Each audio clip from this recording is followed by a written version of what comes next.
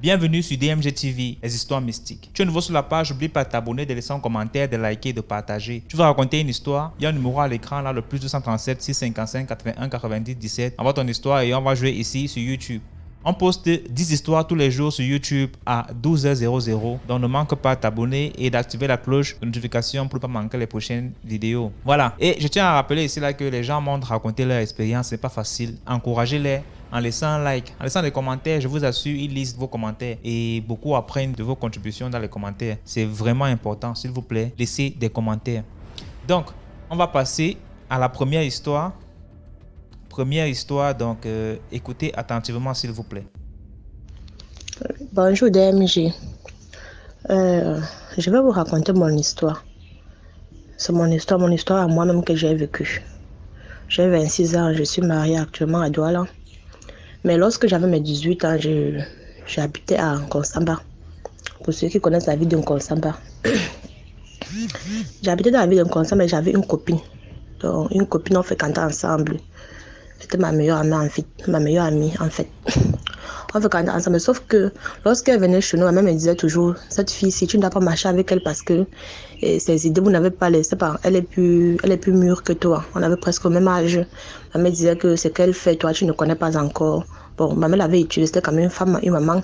Elle avait étudié ma copine parce qu'elle savait un peu quel genre de fille elle était. Mais moi, je l'aimais beaucoup. Et lorsque moi, je partais au juste sa maman, sa mère était bien gentille. Elle m'aimait aussi beaucoup.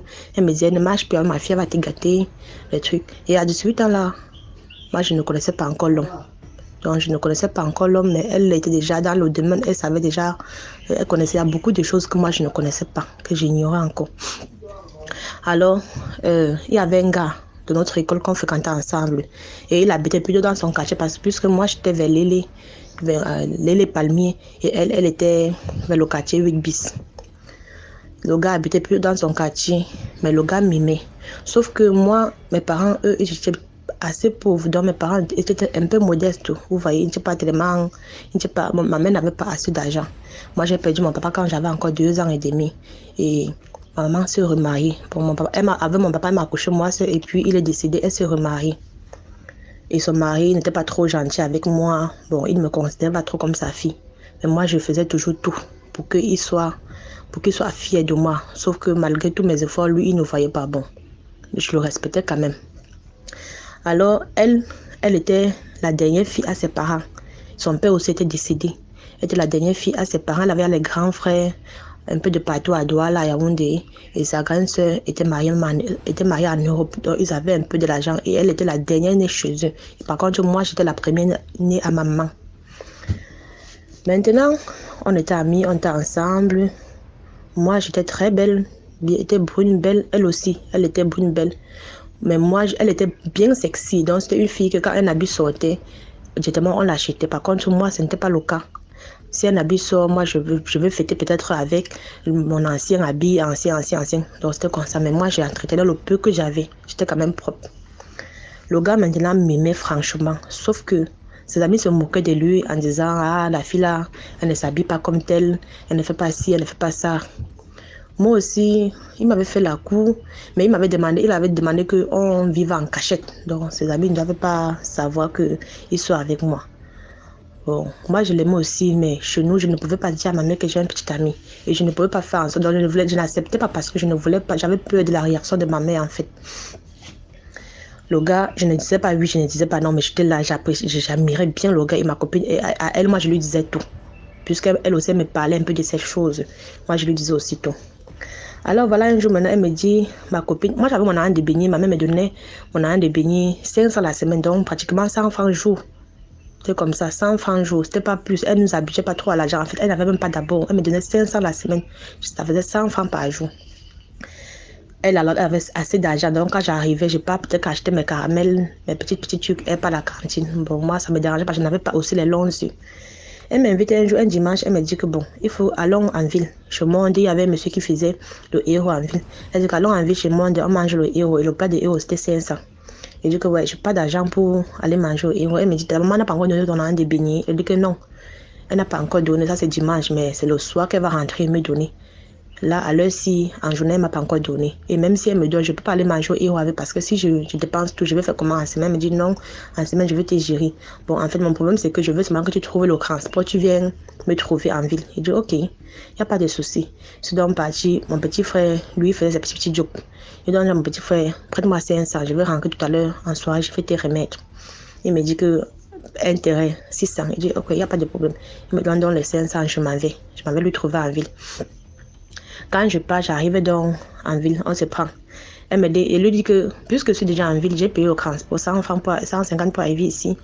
Il faudrait que je m'en vais regarder un peu la friperie. Elle me dit non, c'est pas le genre d'habit là que je dois acheter. Et elle d'abord, elle ne peut pas dans la friperie, les 100 francs. Non, c'est pour ce genre là. Il dit ok, ça va alors. Allons alors. Donc elle dit non, on tourne un peu en ville, on marche un peu, tu vois la place, puisque tu n'as pas souvent l'habitude de sortir de chez vous. On marche un peu, je te montre un peu la ville. Il dit ok, on s'est un peu baladé, on a marché, on est parti voir ses amis un peu. Après on est à 16h, lui dit que mais il est à 16h. Je me demande là, le héros ne finit pas. Elle me dit non, ça ne finit pas. Et moi, j'étais une personne que j'avais souvent, je ne sais pas, c'est ce qu'on appelle le sixième sens. J'étais un peu comme ça. Quand quelque chose voulait un peu arriver de mauvais, c'était comme si je voyais cette chose-là. Donc, c'est comme si je ressentais. Au point où, à l'école, quand quelque chose voulait arriver, quand je suis à mes copines, si un danger va arriver, dès que ça arrive, je dis que je savais. Donc, eux, ça faisait déjà qu'on disait que maman, je savais. Donc, toi, tu sais toujours tout. Mais sauf que quand c'était comme ça, quand ça va arriver, je ne te dis pas, je ne vois, donc je ressens, mais je ne peux pas te dire que telle chose va arriver. Quand ça arrive, que je dis que je savais. Donc c'est un peu comme ça. Elle dit, ok, allons, on prend le raccourci, on marche. On arrive à un moment, on arrive à un niveau maintenant. Pour moi, c'était comme si tout faisait l'accident. Donc, c'est comme si les motos, les voitures qui passaient auprès de moi, c'était comme s'il y avait eu accident quelque part. Je lui dis, mais quelle voiture a fait l'accident? Elle dit, aucune voiture. Il dit, quelle moto a fait l'accident? Elle dit, aucune moto. Il dit, ok. Et qu'est-ce qui ne va pas? Elle dit, tout va bien. Elle dit, c'est quoi? Tu parles d'accident. Il y a quel problème? Il dit, donc j'avais la chair de peau, mon corps faisait trop un genre. Je sentais l'accident un peu de partout. Il dit, mais ça ne va pas. Il dit, comment ça? Il dit que je ne sais pas. C'était comme si la moto qui est passée tout à l'heure avait fait l'accident. Il dit, non. Voilà ça qui est en train de descendre. Il dit, ok. Il dit, s'il te plaît, on arrive là où on devait traverser au goudron. Il dit, s'il te plaît, arrête maman parce que là, tu vois, je ne suis plus trop dans moi. Et à l'instant, là, c'était comme si il y avait un esprit. Donc, c'est comme si mon esprit même n'était plus sur moi. Donc, c'est comme si quand je marchais là, il était seulement moi. Donc, mon corps, l'esprit n'était plus sur moi à l'instant là. Bon, c'est un peu comme ça que je ressentais. Donc, je ressentais mon corps un peu. Déjà, j'étais un peu loin. J'étais très, très loin. J'arrive donc en bordure de route, je lui dis s'il te plaît, arrête maman parce que là, je ne me sens pas très très bien, ça ne va pas. Il me dit, depuis tout à l'heure bien, pourquoi tu es devenu subitement comme ça? Je dis, je ne sais pas, arrête maman. C'est comme ça alors que quand je dis, elle n'arrête pas maman, elle traverse. Elle dit, la route est libre, traversons, mais sans arrêter maman, elle traverse.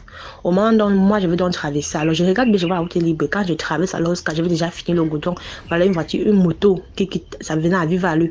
Donc j'étais un peu en haut, ça un peu au goudron. Ça a ralenti à un moment où il m'a un peu touché, il m'a juste frôlé, mais il m'a pas connu. Parce qu'il avait tellement ralenti au point où il devait même se renverser. Et il s'est mis à m'insulter. Vampire, on t'a seulement vendu, c'est pas ici que tu vas venir mourir. Si c'est que j'étais tombé, quelque chose m'était arrivé à mon client et moi, tu devais me sentir. C'est là alors que ça fait donc comme ça. Alors il dit, je reviens. Donc l'accident fait comme ça, je reviens donc en moi. Je sens maintenant que je suis maintenant là, tout va bien. Il dit maintenant au Benskiner, désolé, m'excuse.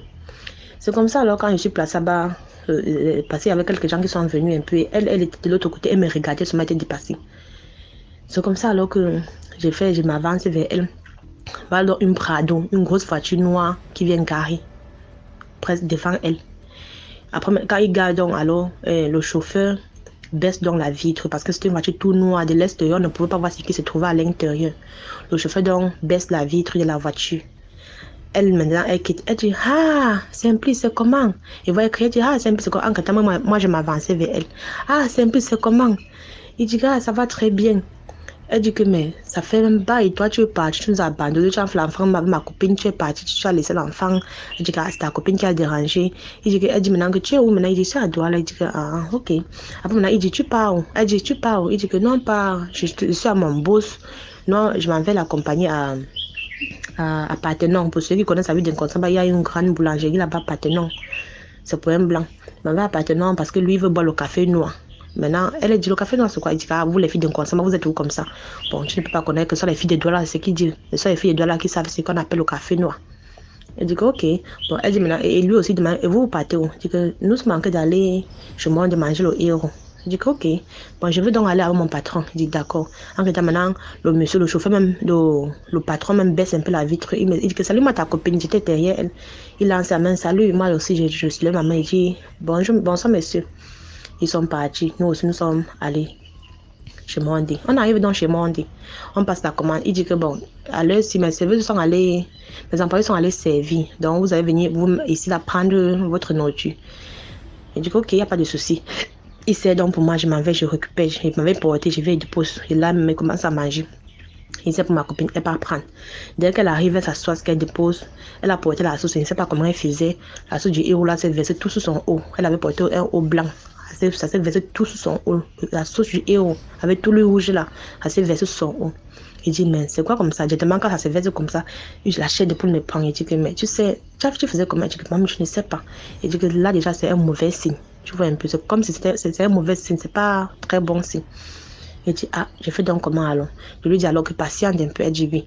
Je lui laisse là-bas, je couche pas en ville, puisque la ville était, c'était juste en bas de la ville, la ville était juste un peu en haut. Je pars en ville, j'ai cherché un tricot dans la friperie, puisqu'elle avait d'abord refusé, c'est ça que ça donc chercher. Je suis venue, et que va la douche, t'échange.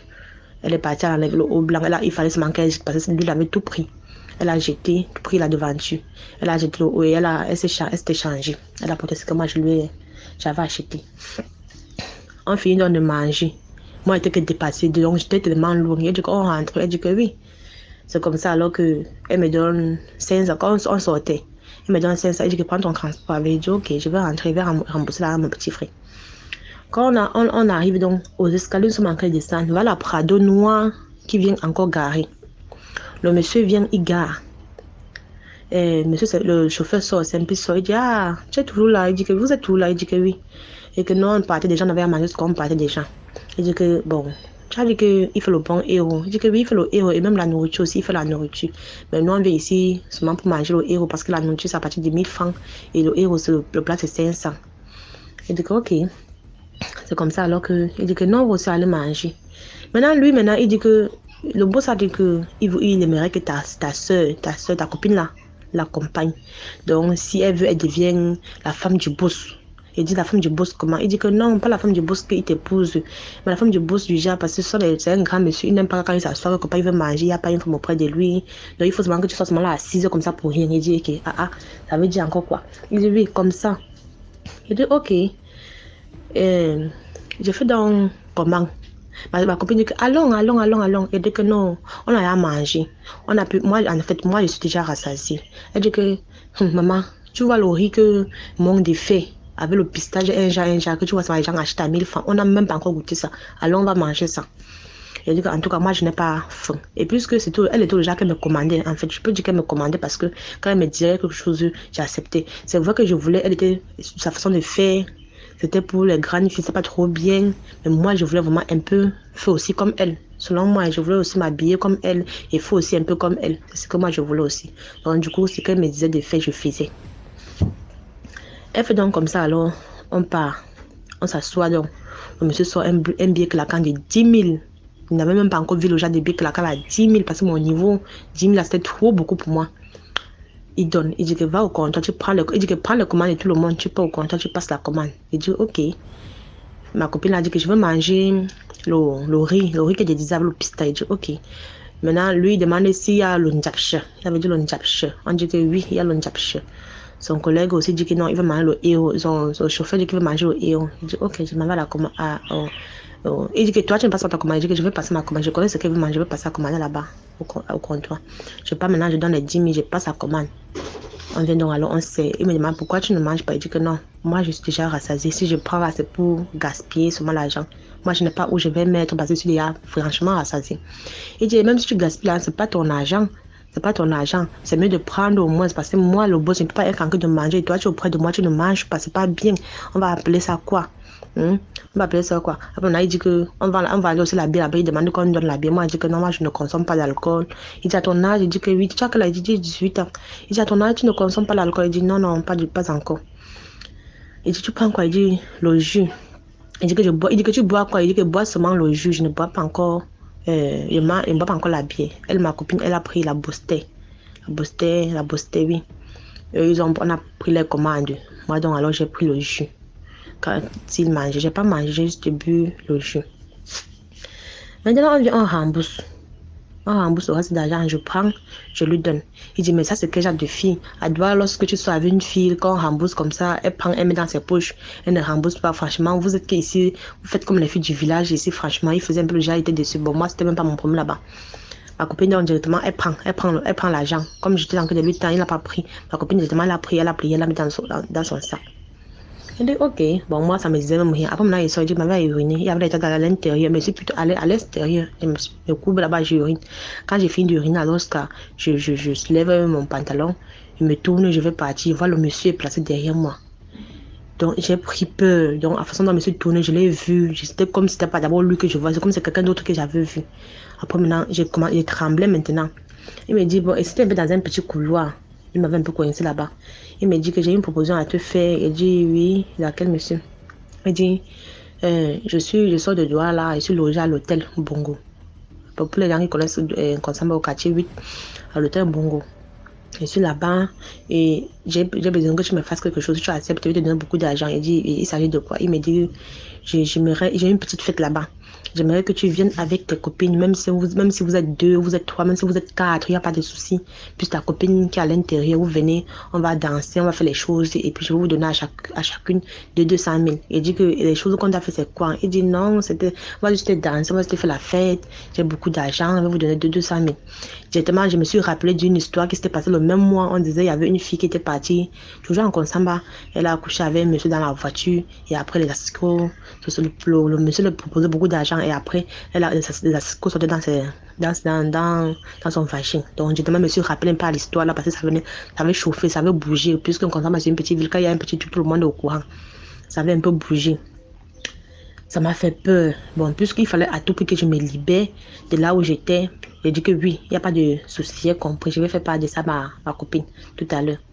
Elle dit oui. Quand je suis donc sortie, lui, il a entré, il m'a laissé. Il est un peu traîné. Quand il est entré, je suis partie. J'ai même pu dire au revoir à ma copine, puisque ma mère m'a donné mon arrêt de transport. Je suis seulement partie. Je suis pas traversée comme si je partais un peu devant. Après, j'ai pris ma voiture, je suis rentrée à la maison. Quand je rentre, j'avais un petit téléphone Nokia, je crois bien. Je rentre donc parce qu'elle était l'aînée chez nous. Ma mère m'appelait souvent sur ça. Elle rentre, elle m'appelle.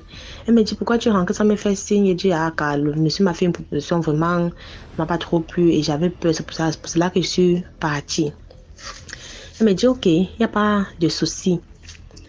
Elle me dit que c'est vrai. Elle dit oui. Elle dit que toi tu as souvent les trucs. Je reste maintenant jusqu'à 20h. Mes parents étaient à rentrer. On avait déjà appris, parce que quand je suis rentrée comme ça, j'ai étudié, puis ça allait me coucher. Mes parents sont rentrés, on avait appris. Tout le monde était à coucher. À 20h, on dormait déjà. Mon téléphone sonnait, était dépassé. Je dis, mais ça m'appelle la nuit. Elle n'a pas souvent l'habitude de m'appeler. Il fallait maintenant que je décroche. Et si j'ai parlé, puisque notre maison était une maison en plan, si j'ai parlé à l'intérieur, dans la chambre, ma mère devait comprendre dans sa chambre. Alors, je parlais avec seulement 2 personnes au salon. Alors, j'ai fait comme si c'était uriner. J'arrivais dehors. J'ai bip, elle me rappelle, elle dit, il y a quoi? Elle me dit, tu vois ton ami qui t'aime beaucoup, le gars qu'on fréquente avec l'hôtel, elle dit oui. Elle dit, maman, il a organisé une petite fête ici dans mon quartier, maman. Il a dit qu'il faut que tu sois là. Mais quand je pense, il dit que ouais. Il dit que mais il s'est fait à 20h, je ne peux pas sortir à 7h, tu sais que moi je ne sors pas la nuit. Elle dit non, parce que il faut venir. Il dit, oui, je ne peux pas. Elle dit que si tu viens, elle dit que si tu viens, non. Tu vois ma robe que j'ai demandé, elle a dit, je te donne ça. Et donc, elle fait les trucs. Il dit, ouais, il veut donc faire comment pour sortir. On va connaître chez nous. Il veut dire quoi à ma mère? Elle dit, fais tout pour ton possible, tu viens, tu vas pas regretter. Il dit, pourquoi lui, il m'appelle pas? Elle dit, non, il a demandé que je t'appelle, puisque comme il te drague, tu n'acceptes pas. Il dit, ok, je vais faire mon possible. Je rentre dans la, je cause à mon petit frère. Il dit que je vais rentrer, elle dit que prends la moto. Prends une moto, je vais payer. Elle dit ok. Elle dit, prends une moto de chevaux pour ici, je vais payer. Elle dit ok. Elle dit que prends une moto d'un dépôt. Elle dit d'accord, j'ai suivi. Donc c'est toi qui vas payer la moto. Elle dit oui, c'est moi qui dois payer la moto. Que quand c'est même sur c'est combien que quand ça le prix, je vais payer. Elle dit d'accord. Je pars donc je cause à mon petit frère. Je l'explique. Il dit que mon problème c'est l'argent, non. Je veux seulement l'argent. Elle dit ok, il n'y a pas de souci, il va rentrer, il va te donner ce que tu veux. Je vais te garder ma rentrant. Elle dit que ne dis pas seulement parce que maman se lève, elle vient ici. Si elle vient te voir pas, c'est ton problème. Il dit ok. En partant donc, alors, puisqu'il dort beaucoup, j'ai donc attaché la corde sur son pied. J'ai attaché sur son pied. Je suis sortie par la porte doucement, doucement. J'ai demandé, il est venu fermer. Il est venu, il a fermé la porte avec la corde que j'avais attachée sur son pied. Quand il est revenu se coucher dans le lit, il a soulevé la corde qui est de son pied. Il m'a envoyé par la fenêtre. Il a ouvert la fenêtre et il m'a envoyé par la fenêtre. Il y avait un clou. J'ai enroulé la corde. C'était une longue corde. J'ai enroulé sur le clou. Déjà, quand je rentre, je pousse la fenêtre, je prends et tire la corde, je soulève son pied, il se réveille. Parce que si je rentrais, je l'appelais, mes parents devaient comprendre. C'est comme ça alors que je suis partie. Je pars maintenant, je prends la moto dépôt. J'arrive donc en ville. Elle me dit qu'il y a la fête, il y a l'Osnar. Elle dit l'Osnar. Moi, je rentre pas d'habitude comme ça. Je dis non, on va pas te déranger. Je n'étais même pas trop habillée parce que je n'avais pas pour m'habiller mes habits de sortie de la chambre de ma mère. Et si pour m'habiller sexy, un peu propre, un habit un peu bien là, il fallait que je parte de la chambre de ma mère. Alors, j'ai donc porté un simple habit. Je suis partie. J'arrive, elle dit que donc tu n'as pas trouvé mieux que ça. Elle dit non, elle dit allons chez nous, je me change. Elle dit que non, je ne peux pas aller chez vous. Laisse-moi comme je suis ici. Ça me dérange pas, moi je n'ai pas honte. Elle dit que toi tu n'as même pas honte. Elle dit non, pas du tout. C'est comme ça, on part à la fête. J'arrive, je ne vois pas le gars. Le gars est où? Elle dit que le gars t'a attendu fatigué, il est parti. Elle dit, ça veut dire qu'il me faut aussi rentrer. Elle me dit non, faisons la fête. Je vois plutôt le chauffeur du monsieur avec qui on était en journée. Le monsieur avec la Prado noire, je vois plutôt son chauffeur. Il était là, c'était lui qui mettait le vin. Elle buvait, il y avait les filles, elle n'était pas seule. Elle buvait. Justement, je me suis souvenu de ce que le monsieur m'a dit. Elle dit, il vient maintenant, elle dit que j'espère que ce n'est pas le monsieur. Elle dit que non, ce n'est pas le. Est-ce que tu le vois? Elle dit non. Elle dit ok. C'est comme ça alors que moi je prends encore le jus. On dit que donc toi tu ne bois pas la baie. Elle dit non, je ne bois pas la baie. Elle a tout fait. Elle dit goûte la bostée, ça c'est sucré, ça ne va pas te déranger. C'est là alors je prends la bostée un peu, je goûte. Je vois vraiment c'est sucré, ça passe un peu, je bois, mais je n'ai pas fini une bostée. Je bois et après maintenant je pars renvoyer parce que ça me tournait un peu, je m'en vais, je renvoie. Après, je lui dis, j'ai sommeil, je vais dormir. Il dit après presque 23 heures. Je dis, je vais dormir, il faut que je rentre. Elle dit non. Après, elle dit que bon, comme il te disait que ton ami était rentré, il n'était pas rentré. Il est juste quelque part en haut là-bas, il t'attend. Il dit là-bas en haut, il y a quoi? Il dit, il y a les chambres là-bas en haut, il t'attend là-bas, puisque c'est fait, c'est là-bas que nous nous allons dormir. Il y a certaines filles, donc, apparemment, quand elles étaient là-bas, elle a proposé à certaines filles. Elles n'ont pas accepté, elles n'ont pas refusé, mais lorsqu'elles ont fini de faire la fête, elles sont parties discrètement sans dire au revoir. Alors, on se retrouve seulement tous les deux. Elle dit qu'on peut t'accompagner. Je dis ok, c'est comme ça qu'on part. On est entré dans la chambre. Le chauffeur, lui, il est resté dehors. Nous deux, nous sommes entrés. Je vois le monsieur assis au lit, le costaud monsieur assis au lit, parce qu'il était costaud et grand de taille. Je vois, il est assis au lit. Mon cœur bat. Je commence à méditer dans mon cœur parce que nous sommes issus d'une famille chrétienne. Je commence à méditer dans mon cœur. Je médite. Le monsieur dit, ah ma chérie, tout à l'heure tu es partie sans dire au revoir. Et est-ce qu'on fait des trucs comme ça? Je t'ai proposé une somme d'argent. Elle dit que oui, la fille c'est tout comme ça. Ma copine, elle dit que la fille c'est tout comme ça. C'est comme ça que le monsieur dit que, ok, vous allez venir. Chacun va se coucher là. Je vais faire ce que j'ai à faire et puis je vais partir. Ma copine s'est déshabillée. Il me dit maintenant, il parle avec ton autorité. Allez, déshabille-toi. Là maintenant, je voyais maintenant, je n'avais pas donc, je n'avais pas de défense. Là où j'étais obligée. C'est là alors que je me déshabille. J'avais même honte parce qu'il ne m'était jamais déshabillé devant un homme. J'avais honte, j'étais en train de cacher mon corps, j'ai caché mes seins, j'ai caché ça, les seins avec la main. J'avais honte. Il me dit, alors, mais donc je parle, me dit, tu es encore vierge. Je dis que si, je suis encore vierge, je n'ai pas encore dormi avec un homme, je suis encore vierge. Ma copine dit que c'est tout comme ça, c'est tout ce qu'elle nous dit qu'on se mal quoi. En tout cas, c'est son problème là-bas. Donc, tellement, elle n'avait pas de problème, elle n'avait pas peur. Quand le monsieur fait maintenant comme ça, je dis maintenant que je pousse la porte, maintenant que je pars maintenant vers la porte, je vais sortir. Je me rends compte que la porte que j'ai vue quand je venais pour sortir est devenue, la maison, l'intérieur est devenu tout rond. Je ne voyais plus de porte, tout rond. Et le mur était cimenté partout, donc il n'y avait plus de porte, ni de fenêtres. C'était là comme ça. Je vois, je dis que mais je rêve ou quoi? Je vois, c'est la réalité. Je vois, c'est tout rond, il n'y a pas de porte. Je dis, Seigneur, aujourd'hui, je suis fini. Après un moment, monsieur me dit que elle était mon complice, que c'est ma copine qui voulait me faire du mal. Mais par contre, elle aussi, elle ne savait même pas vraiment ce qui s'est passé. Je dis, ouais, Seigneur. J'ai fait donc comme ça alors. Je médite tout dans mon cœur. Il dit à ma copine que non, je vais commencer pas ta copine, qui va commencer par moi en fait. C'est comme ça alors qu'il me pousse sous le lit, me jette sous le lit. Il veut donc venir vers moi. Quand il s'approche, on voit seulement comment, moi-même, étant couché en suppliant, s'il te plaît, je vois comment il est projeté au mur. C'est comme si quelqu'un l'avait projeté au mur, mais cette personne, ce n'était pas moi. C'est comme si on l'avait projeté au mur. Il restait là, il dit, il crie un peu. Après, il revient encore. Quand il arrive à côté de moi, il dit, mais c'est une sorcière, il commence à crier, c'est une sorcière, c'est une sorcière, c'est une sorcière. Ma copine dit, sorcière comment? Il dit, ce n'est pas elle, c'est un homme que je suis en train de voir sur elle. C'est un homme que je vois, ce n'est pas une femme, c'est un homme. La fille, ce n'est pas un homme, ce n'est pas une femme, c'est un homme. Il dit, je ne suis pas un homme, je suis une femme. Il dit, non, c'est un homme. Il revient, il crie encore, c'est un homme, ne me touche pas, ne me touche pas. Il commence à faire ça. Ne me touche pas, ne me touche pas, ne me touche pas. Il dit à l'homme là, ne pas le toucher. Mais par contre, moi, je savais que c'était moi. Il dit, ne me touche pas. Allez, habillez-vous vite, vous sortez. C'est comme ça alors que on s'habille vite. Il dit que sortez. Nous sommes dans la porte. Maintenant, je m'avance, j'arrive, je vois la porte là, comme dans Mute tout rond. C'est la porte maintenant là. Justement, et comme il criait, maintenant son chauffeur était en train d'ouvrir de l'extérieur. Quand il a ouvert là, laisse-les partir. Nous sommes donc sortis. Nous sommes partis. Moi, j'ai adressé la parole à ma copine et puis je suis rentrée à la maison. Malheureusement, mes parents n'étaient pas encore réveillés. J'ai ouvert la fenêtre. Je suis partie plutôt par la fenêtre. Je suis entrée. Je suis entrée. Je n'ai même pas voulu réveiller mon petit frère. Je suis entrée. Puis j'ai escaladé par la fenêtre. Je suis entrée à la maison. Bon, c'était important. De nos jours, elle et moi, on ne se parlait plus. En fait, j'ai raconté mon histoire. J'avais raconté mon histoire presque à tout le monde. Mais je n'avais pas raconté ça parce que j'avais peur de sa réaction, du comportement que j'avais fait. Aujourd'hui, je suis une femme. Je suis déjà mariée. J'ai un enfant. Bon, c'était un peu ma petite histoire là-bas. Merci beaucoup pour l'histoire. Voilà, laissez vos impressions en commentaire. On va passer à la deuxième histoire. Bonsoir la famille DMG TV. Bonsoir tout le monde. Merci pour la sensibilisation. Merci pour ton programme. Je viens de suivre la fille d'un revenant. Cette histoire peut être bien vraie parce que j'ai vécu l'autre au Cameroun à Kumba. Un jeune garçon qui était mort à Kumba, à la plage de Kumba, bon, au lac de Kumba. Le gars était mort là, c'était le camarade de classe de mon oncle. Mon oncle était parmi, ils étaient allés au lac se nager. Arrivé là-bas, le gars n'est plus sorti. Puisqu'ils avaient l'habitude de partir, mais ce jour-là, le gars n'est pas rentré. On a appelé les parents, ils sont venus là-bas, ils ont fait le deuil, tout. On a fait les sacrifices qu'il fallait. 2 jours après, le corps est monté sur l'eau. Ils voulaient ramener, puisque la tradition dit que quand quelqu'un meurt dans cette eau, on l'enterre à côté de l'eau.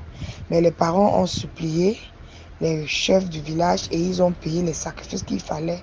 On les a remis le corps, ils ont enterré à la maison, puisque c'était leur fils unique. Bien après ça, ce gars est allé sortir au Gabon. Il a épousé une femme où ils ont fait 2 enfants. En venant au Cameroun, le premier avait 15 ans, la deuxième fille avait 12 ans. Puisqu'ils sont mariés, ils sont connus, ils ont fait un peu de temps avant de commencer à faire des enfants. Bon, la dame explique que depuis qu'elle s'est mariée, son mari, elle ne fait que mettre la pression. Allons au Cameroun. Puisque le monsieur est bien à l'aise au Gabon. C'est un ingénieur. Excusez-moi. C'est un grand ingénieur, il a de l'argent. Tu as les moyens, on peut aller au Cameroun. Le monsieur ne fait que dire, il faut patienter, on va aller jusqu'à un matin. Le monsieur arrive, ok, on doit aller au Cameroun tel jour. Les passeports des enfants sont prêts. Ton passeport là, le billet d'avion c'est tel jour. Fais les choses, on va aller au Cameroun pour 2 mois. C'était les vacances. La femme a fait les valises, ils ont pris le vol, ils sont atterris à Douala. De Douala, ils ont pris une voiture course pour Kumba. Lorsqu'ils sont arrivés à Kumba, à l'entrée de Kumba Boyarot, il y a l'eau de Kumba Wata, tout juste avant d'arriver en pleine ville. Le gars s'est arrêté, il a demandé au chauffeur de s'arrêter. Il y avait les gens qui tué les gens dans cette eau-là, qui lavent les chaussures, d'autres lavent, les gens qui vendent la friperie là. C'est là-bas qu'ils viennent laver les chaussures, d'autres lavent les motos, d'autres lavent les habits. Il y avait les gens pleins dans l'eau. Le monsieur a seulement dit, désolé, dépose-moi là. J'ai vu certains camarades de classe que ça fait longtemps. On ne s'est pas vu. Je vais les saluer, je vais prendre une moto avant de revenir à la maison. Avance à la maison avec ma femme et les enfants. Laisse dans telle maison comme ça, puisque son papa était aussi un monsieur bien reconnu à Kumba. Ou la maison, même le chauffeur, même quand il a expliqué, le chauffeur dit que je connais ton papa, il fait dans le café, dans le cacao. Donc, quand il est arrivé, il a klaxonné, on a ouvert le portail. Lorsqu'ils ouvrent le portail, ils descendent les valises, tout. Le père dit que, mais vous venez d'où? Je ne comprends pas. C'est de la part de qui? Je ne connais personne parmi vous. La dame dit que non, moi je suis la femme de ton fils qui est au Gabon. Et voici ses deux enfants. Monsieur dit qu'il ne reconnaît pas un fils qu'il a au Gabon. Il dit, mais voici tes enfants. Voilà même la ressemblance, puisqu'il y avait la maman. Parce que la ressemblance avec les enfants ressemblaient beaucoup à leur papa. Et leur papa avait ressemblé à leur maman, à sa maman. Que voilà, les enfants ils ressemblent même à ta femme. Le monsieur dit que oui, je vois la ressemblance, mais je n'ai pas un fils, je n'ai même pas d'enfant. Le seul enfant que j'ai eu, je l'ai enterré, ça fait 25 ans. Et sa tombe, c'est là, derrière. La femme dit que non, mon mari est bel et bien vivant. Je ne sais pas, bon, il arrive. Entre-temps, le papa appelle les gens du quartier, il appelle le prêtre de son église, il appelle un peu quelques membres de la famille. Il faut aussi venir comprendre l'histoire que moi je comprends. Quand ils arrivent, la femme ne fait que voir les gens entrer, on fait qu'elle a regardé, Qu'est-ce qui ne va pas? Vous faites seulement une réunion, vous avez même peur de me saluer, vous avez même peur de saluer les enfants vous n'avez jamais vu et honte que c'est vos enfants, vous avez peur. Qu'est-ce qui ne va pas?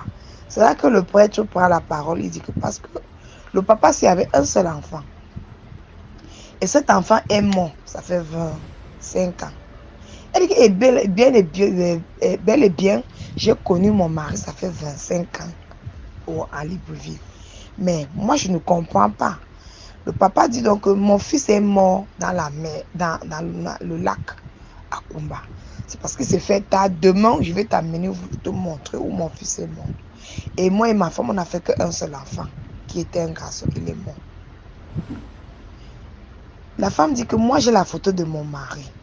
Maintenant, le papa dit que chercher la photo de leur... il y avait les photos. Bon, la maison était saturée puisque le papa dit qu'il venait de perdre sa maman, dont la maison était saturée. On venait de faire un enterrement.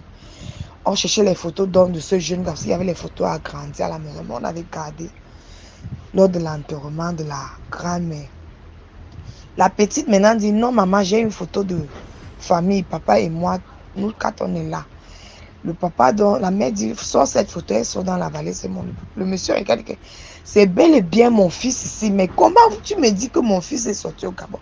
Mon fils est mort. Puisque je faisais un peu, il y a tard, on amène la femme, on la montre la tombe, voici la tombe du gars. La nez écrit qu'il est né et la nez qu'il est mort. La femme commence à pleurer, donc j'ai épousé quelqu'un qui est mort. Qu'est-ce qui ne va pas? On essaie de lui calmer. On a fait des prières, tout. Jusque-là, le gars n'est pas toujours venu. Le lendemain, le monsieur et la dame et les enfants et sa femme sont partis à l'hôpital. Ils ont fait un test de sang, un test d'ADN. Après, je crois, 2 semaines, c'était une semaine, le résultat est sorti que c'est bel et bien leur enfant. Le monsieur était dépassé. C'était mauvais quand le monsieur est allé traditionnellement. C'est donc là où on lui parlait dans la tradition que chez les voyants, on lui dit que non, c'est ton fils. Quand ton fils est mort, ta femme et toi, vous avez trop pleuré. Et il avait tellement mal quand il était mort, parce qu'il n'était pas mort la mort naturelle. Et quand il est arrivé où il était, il ne travaillait pas. Il ne travaillait pas. On le chassait. Les gens qui l'ont acheté l'ont chassé parce qu'il était têtu. Et il s'est retrouvé au Gabon. Donc, il a donc continué son travail qu'il faisait à l'école, puisqu'il faisait l'ingénierie à l'école. Vraiment, cette histoire. Et cette femme est toujours à Kumba. Jusqu'à de nos jours, puisqu'elle n'est plus jamais rentrée au Gabon avec les enfants. Elle est rentrée récupérer ses choses, puisque son beau-père a les moyens. Elle-même là-bas au Gabon, elle avait les moyens, mais tellement comme la belle famille avait vu que c'était leur enfant, ils l'ont tellement supplié. Elle a donc accepté de vivre au Cameroun. Son beau-papa l'a construit une belle maison, un immeuble, il restait avec les enfants. Puisque c'est ce que leur fils a décidé de leur envoyer des petits-fils étant revenant, il va toujours prendre.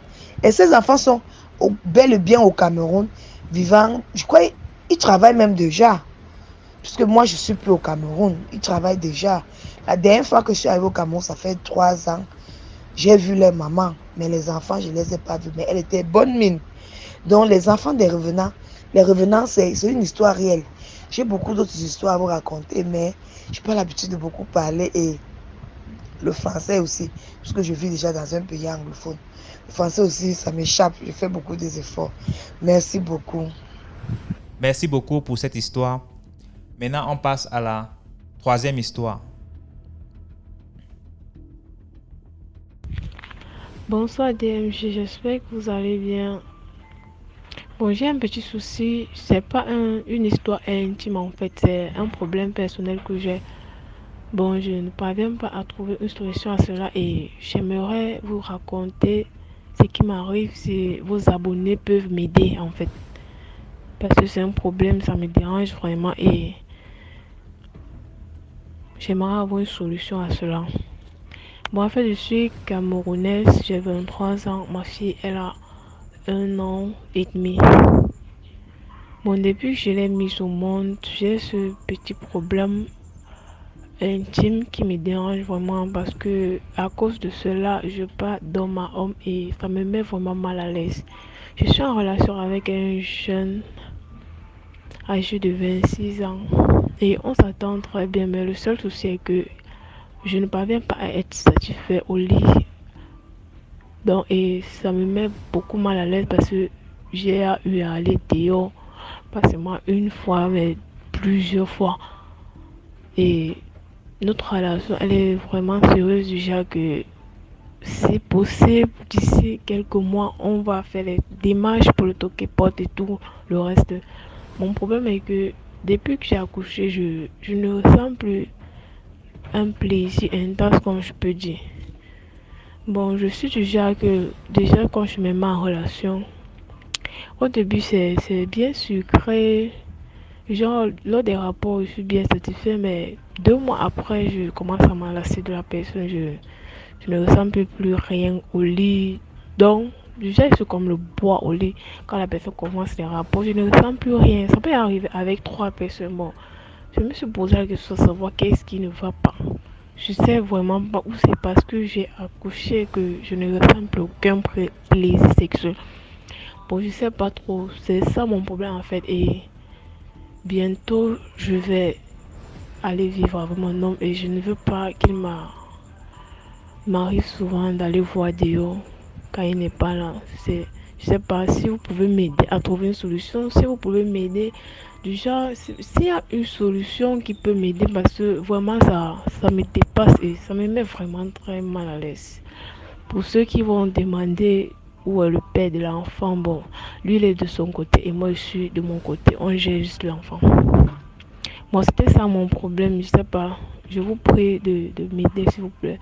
Si vous avez la possibilité, vous m'aider parce que j'ai vraiment besoin d'aide. Merci beaucoup à vous et bonne soirée. Merci beaucoup pour l'histoire. Maintenant, on va passer à la quatrième histoire. Bonsoir DMG, bonsoir toute la communauté DMG TV.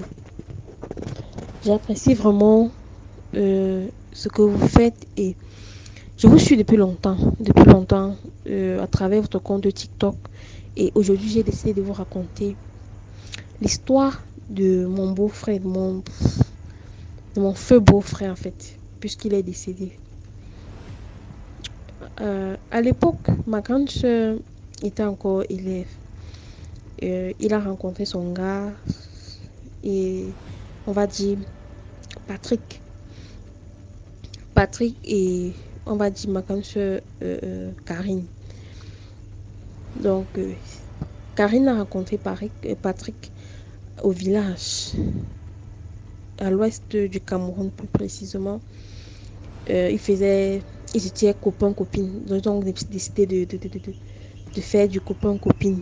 Dans leur copain-copine, ma grande soeur est tombée enceinte.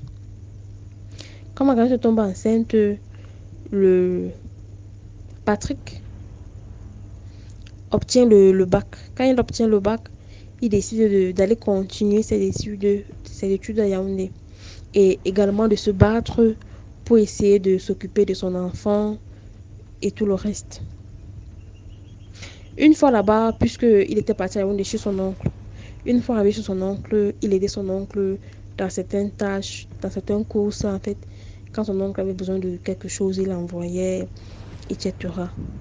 Et en récompense, son oncle l'aidait également dans ses études, dans le logement et tout le reste. Un jour maintenant, quand ma grande soeur a accouché, Patrick était tellement dans les difficultés financières, il avait tellement de problèmes financiers. Il fallait s'occuper de l'enfant, il fallait gérer son école, il fallait se nourrir, lui et l'enfant. Il fallait qu'il se nourrisse, lui et l'enfant. Donc c'était tellement compliqué. Et son oncle chez qui il vivait a proposé à Patrick, il a dit à Patrick que bon, là où tu es là, je t'ai beaucoup aidé. Je t'ai beaucoup aidé et je ne peux plus t'aider. Il faut que toi-même tu essaies de voler de tes propres ailes. Patrick demande à son oncle, mais oncle, je suis encore étudiant. Je suis encore étudiant, je n'ai pas encore d'argent, je n'ai pas encore de travail. Je n'ai même pas la possibilité de faire quoi que ce soit. Son oncle lui a dit non. Actuellement, si moi je ne peux plus t'aider, je ne peux pas t'aider. Sauf si tu décides d'entrer dans ma réunion. Mais étonné, Patrick demande à son oncle, mais oncle, je ne travaille pas. Je n'ai pas un revenu fixe pour entrer dans une réunion. Et comment est-ce que tu peux me proposer s'il y a des choses, toi connaissant ma situation, comment est-ce que tu peux me proposer s'il y a des choses? Son oncle lui dit que en fait, il faut laisser côté cotisation. Entre jeter dans la cotisation, je vais cotiser pour toi. Et à la fin, tu vas bouffer cela, tu vas monter ton affaire en fait. Ou bien tu vas bouffer cela, tu vas aider ta femme, ta copine et ton enfant en fait. Vous-même, vous connaissez les jeunes et tout le reste. Il a décidé d'entrer, il a dit, ok, puisque c'est toi qui cotises, puisque moi, je n'ai pas de problème avec ça, puisque c'est toi qui cotises, pourquoi ne pas essayer? Pourquoi ne pas entrer, en fait? Donc, ceci dit donc maintenant, chaque dimanche, l'oncle l'a envoyé à la réunion avec l'argent de cotisation. Avec pour lui, l'oncle et pour Patrick. Il a envoyé à la réunion, donné l'argent de cotisation. Et l'oncle, lui, ne partait plus à la réunion. À chaque fois que Patrick arrivait à la réunion, on le faisait asseoir. Il avait une chaise spécifique pour lui. Il s'asseyait toujours sur cette chaise-là. Quand il entrait, il s'asseyait sur cette chaise-là. Quand il donnait l'argent, on le demandait toujours de patienter, que la réunion finisse avant qu'il rentre. Malgré qu'il disait toujours que je suis juste venu donner l'argent, c'est pas pour que ce soit personne. On exigeait qu'il doit siéger la réunion. Puisque son oncle n'est pas là, il doit siéger la réunion. Donc, c'était devenu une habitude pour lui et lui considérait déjà ça comme sa réunion en fait. Et c'était arrivé au point où, quand l'oncle oubliait le dimanche, c'est Patrick qui rappelait à l'oncle, mais oncle, l'an de cotisation, l'an de réunion et tout le reste. Un jour maintenant, quand il est arrivé à la réunion, les membres de la réunion ont demandé qu'il aille écrire son nom dans le cahier de réunion. Il a écrit son nom dans le cahier, sinon il ne bouffe pas à la cotisation. Il a dit ok, il n'y a pas de souci. Quand il va pour écrire, on le tend le bic rouge. Quand on le tend le bic rouge, il dit que mais il n'y a pas de bic bleu. On dit non, on a cherché le bic bleu, on n'a pas trouvé le bic bleu. On fait avec ce qu'il y a sur la table. Écris ton nom juste avec ça. Lui, il n'a pas pris ça au sérieux. Il a négligé en fait la chose. Et il a écrit son nom dans le cahier. Quand il écrit son nom dans le cahier, le même soir qu'il rentre, il commence à avoir les maux de tête, de violents maux de tête. Quand il a de violents maux de tête, il dit à son oncle, bon, oncle, j'ai mal, j'ai sauvagement mal à la tête. Tout ce que son oncle trouve à dire, c'est que couche-toi, tu dors, ça va passer. Le lendemain, le mal de tête, ça n'allait toujours pas. Ça n'allait vraiment pas. Il s'est couché, même allé à l'école ce jour-là, il n'est pas allé à l'école ce jour. Il s'est couché, il a toute la journée. Bref, il a géré ainsi pendant au moins une semaine. Le dimanche qui suivait, maintenant, son oncle lui a encore donné l'argent de cotisation, que voilà, l'argent de cotisation, va à la réunion, tu donnes l'argent de cotisation. Malgré qu'il ne se sentait pas bien, il est quand même parti. Il est parti, arrivé là-bas, la chaise sur laquelle il s'asseyait, on lui a demandé de ne pas s'asseoir là-bas. Donc du coup, il s'est levé, il est parti s'asseoir sur une autre chaise. Bref, sur la chaise des responsables, où il y avait certains responsables qui étaient assis là-bas. Quand il s'est assis là-bas, il a senti un truc, donc comme si, un truc qui vibrait en lui. Quand il a senti ça, il a dit, mais c'est comme si quelque chose vibrait ici.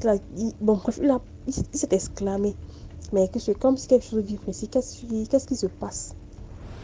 Les membres qui étaient à côté de lui ont dit, ah, laisse ça. Quelque chose vibre. Qu'est-ce qui vibre avant que nous, depuis, on ne comprend pas ce qui vibre. Il a négligé, s'est toujours assis. Et le soir rentrant, on lui a donné un gros paquet d'argent. Un gros paquet d'argent, un sac d'argent en fait. Et c'était pour son oncle. On lui a remis l'argent, que voilà l'argent de ton oncle. C'est ton oncle qui bouffait, voilà son argent et voilà, arrivé, tu le remets son argent. Donc du coup, il est rentré avec un gros paquet d'argent. Et arrivé à la réunion, curieusement, à la réunion, autour passé, aux réunions passées, il ne mangeait pas. Il ne mangeait vraiment pas. Ou bien parfois, quand on partageait parfois la nourriture avec celui, ça finissait toujours. Ou bien on le sautait parfois. Mais ce jour-là, il a mangé, il a bu à la réunion. Il a mangé, il a bu. Et bien. Quand il a mangé, il a bu, il s'est levé, donc il a pris le sac. Quand il a pris le sac, il est sorti, il est parti. Arrivant en route, il a fait l'accident. Quand il a fait l'accident, il n'est pas mort. Rien ne lui est arrivé. Rien. En fait, c'est sa moto, parce que puisqu'il avait une moto, c'est sa moto qui s'est complètement broyée. Rien n'est arrivé à l'agent, rien, absolument rien. Ah, il est rentré donc. Quand il est rentré, il a raconté ce qui s'est passé à son oncle. Son oncle a dit, ah, en tout cas, c'est Dieu qui t'a sauvé, des trucs comme ça. Quand il a remis l'argent à son oncle, il est parti se coucher. Quand il est parti se coucher, il a fait un rêve. Il a fait un rêve dans lequel il était en train de traverser un vaste cours d'eau en fait. Il était en train de traverser un grand cours d'eau. Il était en train de nager. Il nageait, ça ne finissait pas.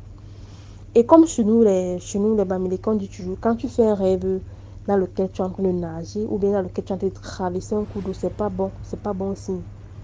Donc du coup, le matin, il s'est levé le matin avec de violents maux de tête, de graves maux de tête du jour. Il a donc décidé d'appeler sa mère pour lui raconter le rêve. Quand il raconte le rêve à sa mère dit que bon, en fait, sa mère a banalisé la chose. Sa mère dit que en fait, il faut juste beaucoup prier, ça va passer.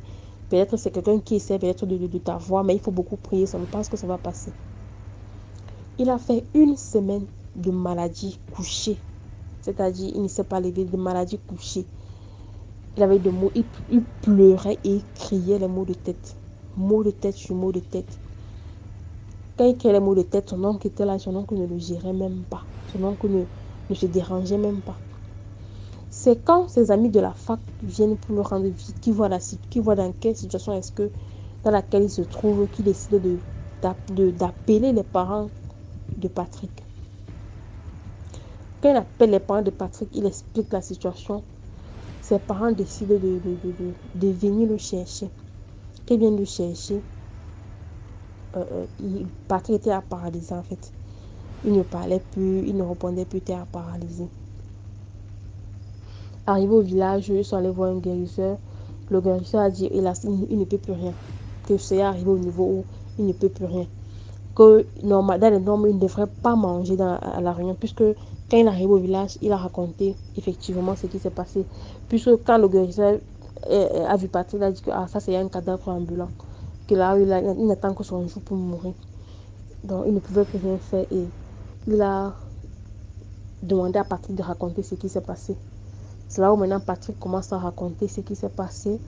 Il raconte tout et le grand-chef lui dit qu'en fait, tu ne devrais pas manger à la réunion et tu ne devrais pas non plus prendre l'argent. L'argent qu'on a remis à ton oncle, c'était ta tête qu'on avait vendue comme ça. Et la nourriture que tu as mangée, c'était juste la phase finale bref, du plan, quoi. Donc, là, non, tu ne devrais pas manger et tu ne devrais pas non plus prendre cet argent. Du moment où tu as commencé à avoir des violents maux de tête, ça devrait quand même te dire quelque chose.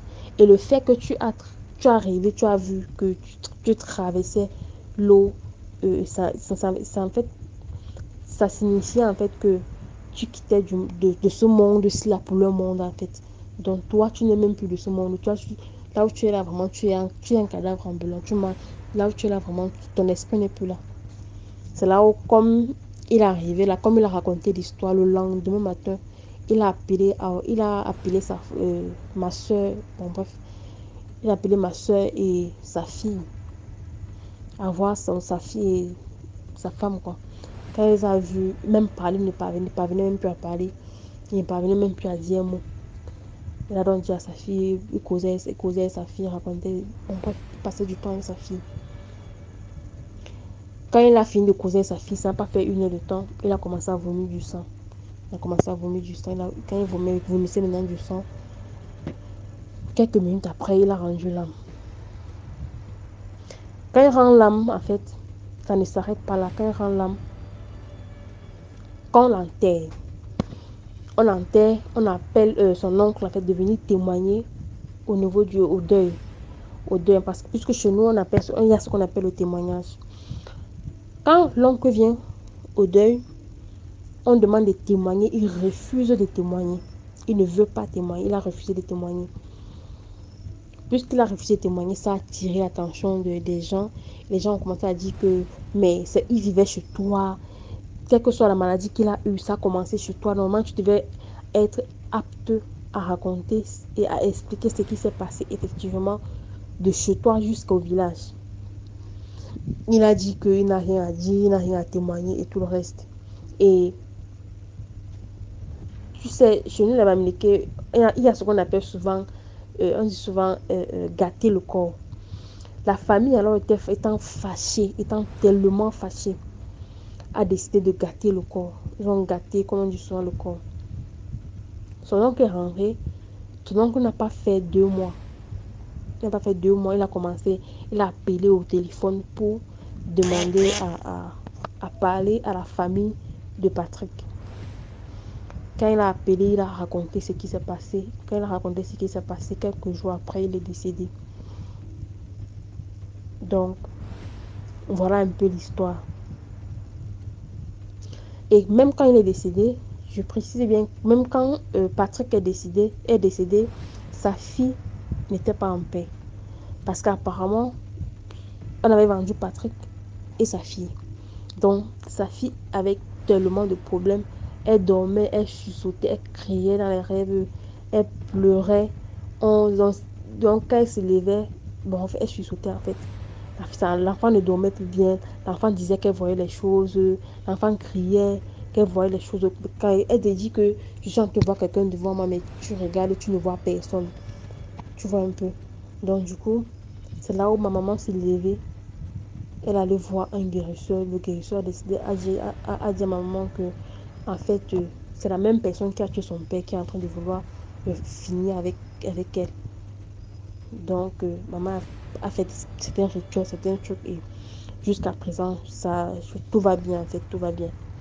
C'est juste pour sensibiliser certaines personnes, les gens qui entrent dans les réunions, les gens qui décident d'aider les gens. Par exemple, on t'envoie, va donner mon argent de cotisation, tu pars naïvement, on te dit, il faut t'asseoir, assois-toi, c'est pas toi comment dire, assois-toi, tu manges d'abord, bien, prends d'abord la bière si tu bois. Il faut éviter. Il faut vraiment éviter. Et il faut savoir dans quelle réunion entrer. De nos jours, on entre dans n'importe quelle réunion et n'importe comment. Le dehors est vraiment mauvais. Donc, c'était un peu ma part d'histoire pour sensibiliser les gens.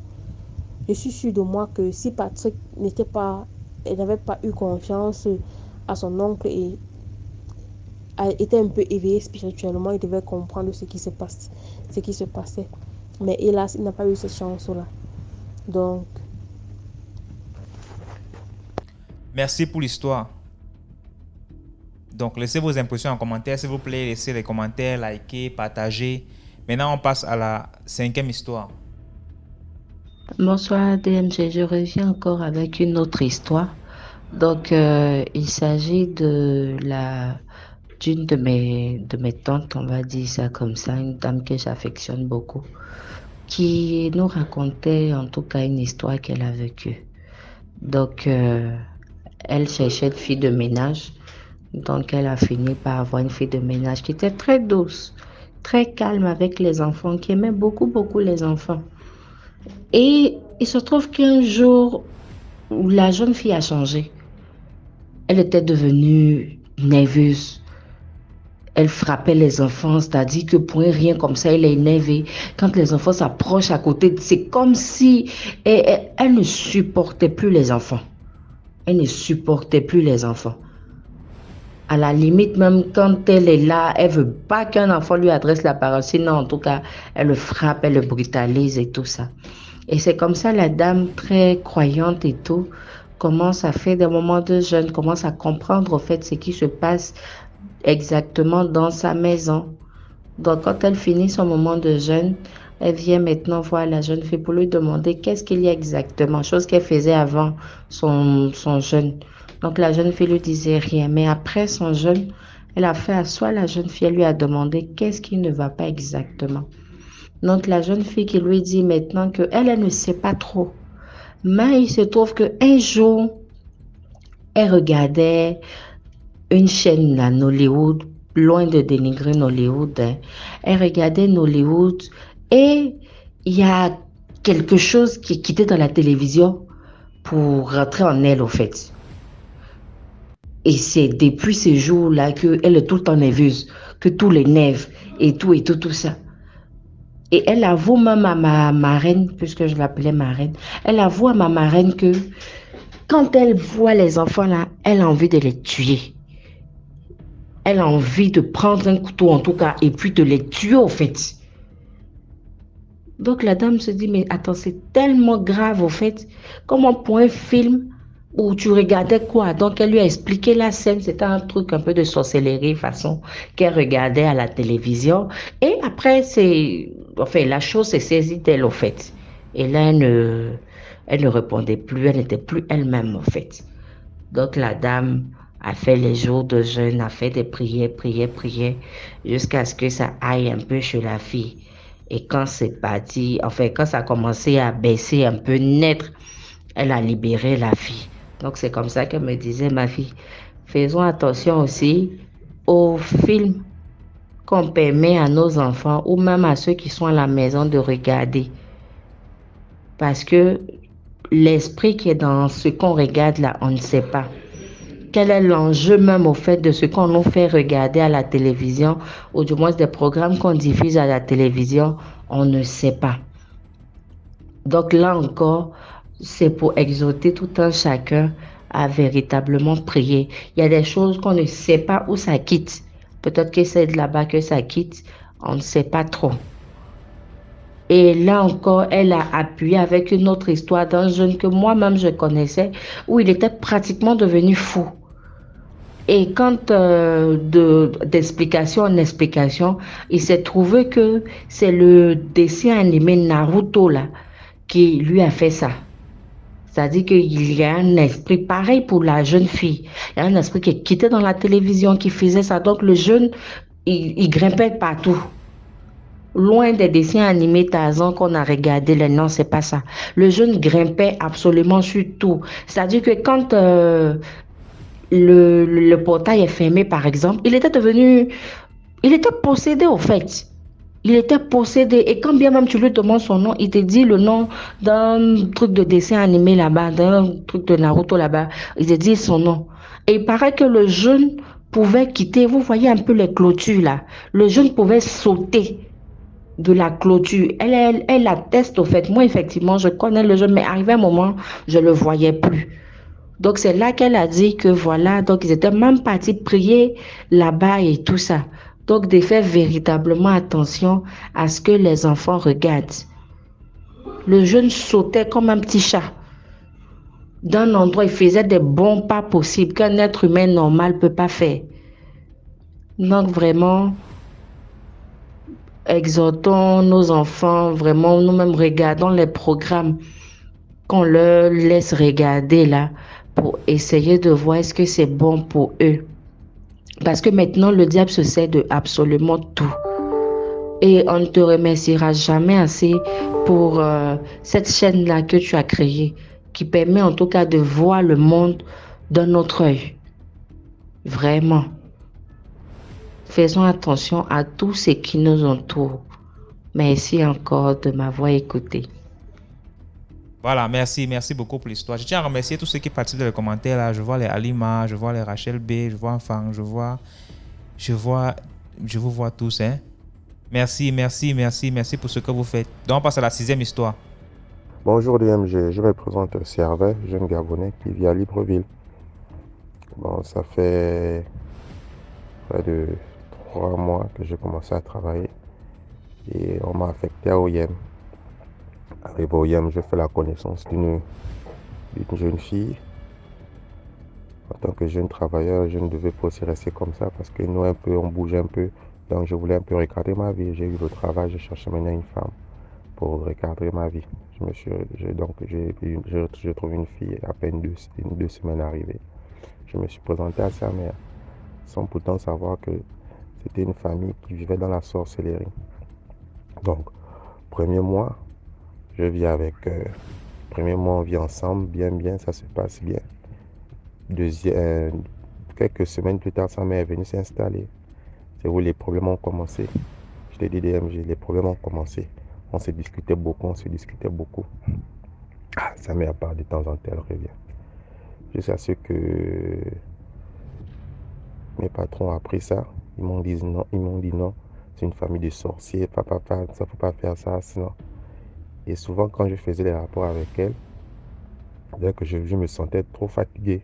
Après le truc, je me sentais trop fatigué. Bon, on a commencé 1 mois. On a vu que c'était bien 2 mois. Ma vie ne marchait plus. J'ai l'argent, mais je ne sais pas quoi faire avec. J'ai l'argent, je ne sais pas quoi faire après. Je ne connais pas encore où ça part. Sa mère était là. De temps en temps, sa mère me dit, oh, l'argent, on te paye quand? On dit que elle avait déjà travaillé sa fille pour attraper un homme qui devait leur nourrir dans la sorcellerie. Donc, sa fille, elle était travaillée. Donc, j'ai vu ça comme ça. Là, je suis parti voir un pasteur. Le pasteur m'a dit que cette fille-là, elle a l'esprit du serpent. Elle ne peut pas rester avec les hommes. Et c'est plusieurs hommes qui sont passés, ne sont pas restés avec elle. Elle a eu son premier enfant, qui est mort aussi de manière étrange, mystique. C'est là où un peu mes patrons m'ont aidé à combattre ça. Donc, elle ne peut pas garder un homme. Le pasteur m'avait prévenu ça, mais je me suis entêté. On a l'argent, on ne sait pas quoi faire, on ne fait rien avec. L'argent seulement, ça part comme ça là seulement. C'est où je suis, comme mes patrons ont vu que j'étais un peu dans l'embrouillamie, c'est eux qui m'ont fait revenir à Libreville. Ils m'ont pas expliqué que c'est une famille qui n'est pas bien, qui sont trop dans la sorcellerie. Elle envoie sa mère, elle envoie sa fille pour que sa fille puisse attraper les hommes, pour attraper les hommes, pour qu'elle puisse nourrir sa mère. Tous les garçons qui étaient avec elle sont morts. Et puis moi aussi, quand j'analyse un peu, les premiers jours avec sa mère, quand elle m'a vu la première fois, sa fille m'a dit que ma mère a dit que toi tu as un esprit bien, tu es pur, tu es simple. Donc c'est maintenant, après là, que je me rends compte que, donc, il voulait jouer avec mon esprit, quoi. Mon étoile, quoi. Parce que je viens ici un deuxième pasteur qui m'a dit, toi tu as une étoile forte. Maintenant, eux, ils veulent seulement jouer avec ça pour que tu puisses les financer. Donc la morale de l'histoire, c'est quoi? Que nous, les jeunes qui voulons aller trop vite là, trop vite, que quand on arrive dans un coin, quoi, faut mieux d'abord observer la mentalité de toutes les filles, tout un chacun, au lieu de s'y précipiter. Donc c'était un peu ça, mon expérience. Bon, abonnez-vous, partagez la vidéo. J'aime très bien votre émission. Bonne journée. Merci beaucoup pour l'histoire. Maintenant, on va passer à la 7e histoire. Merci pour vos likes. Merci beaucoup pour la force.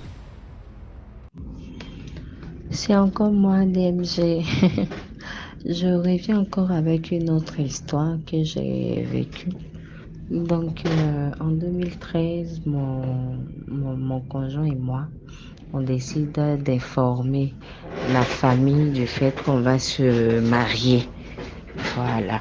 Donc, on était chez lui en famille, on disait qu'on allait se marier, mais on ne voulait pas faire un mariage grandiose.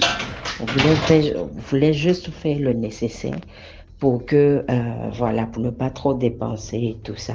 Donc, on informe sa famille, tout le monde est content et tout ça. Et sa maman était là.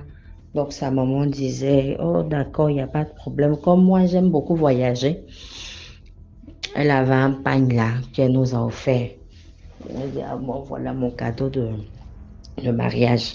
On n'avait encore rien fait. Elle nous a donné le cadeau.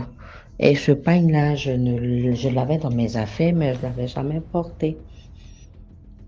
Et au moment où on décide de se marier, il y a eu des trucs qui ont fait qu'on n'a pas pu se marier à la date indiquée.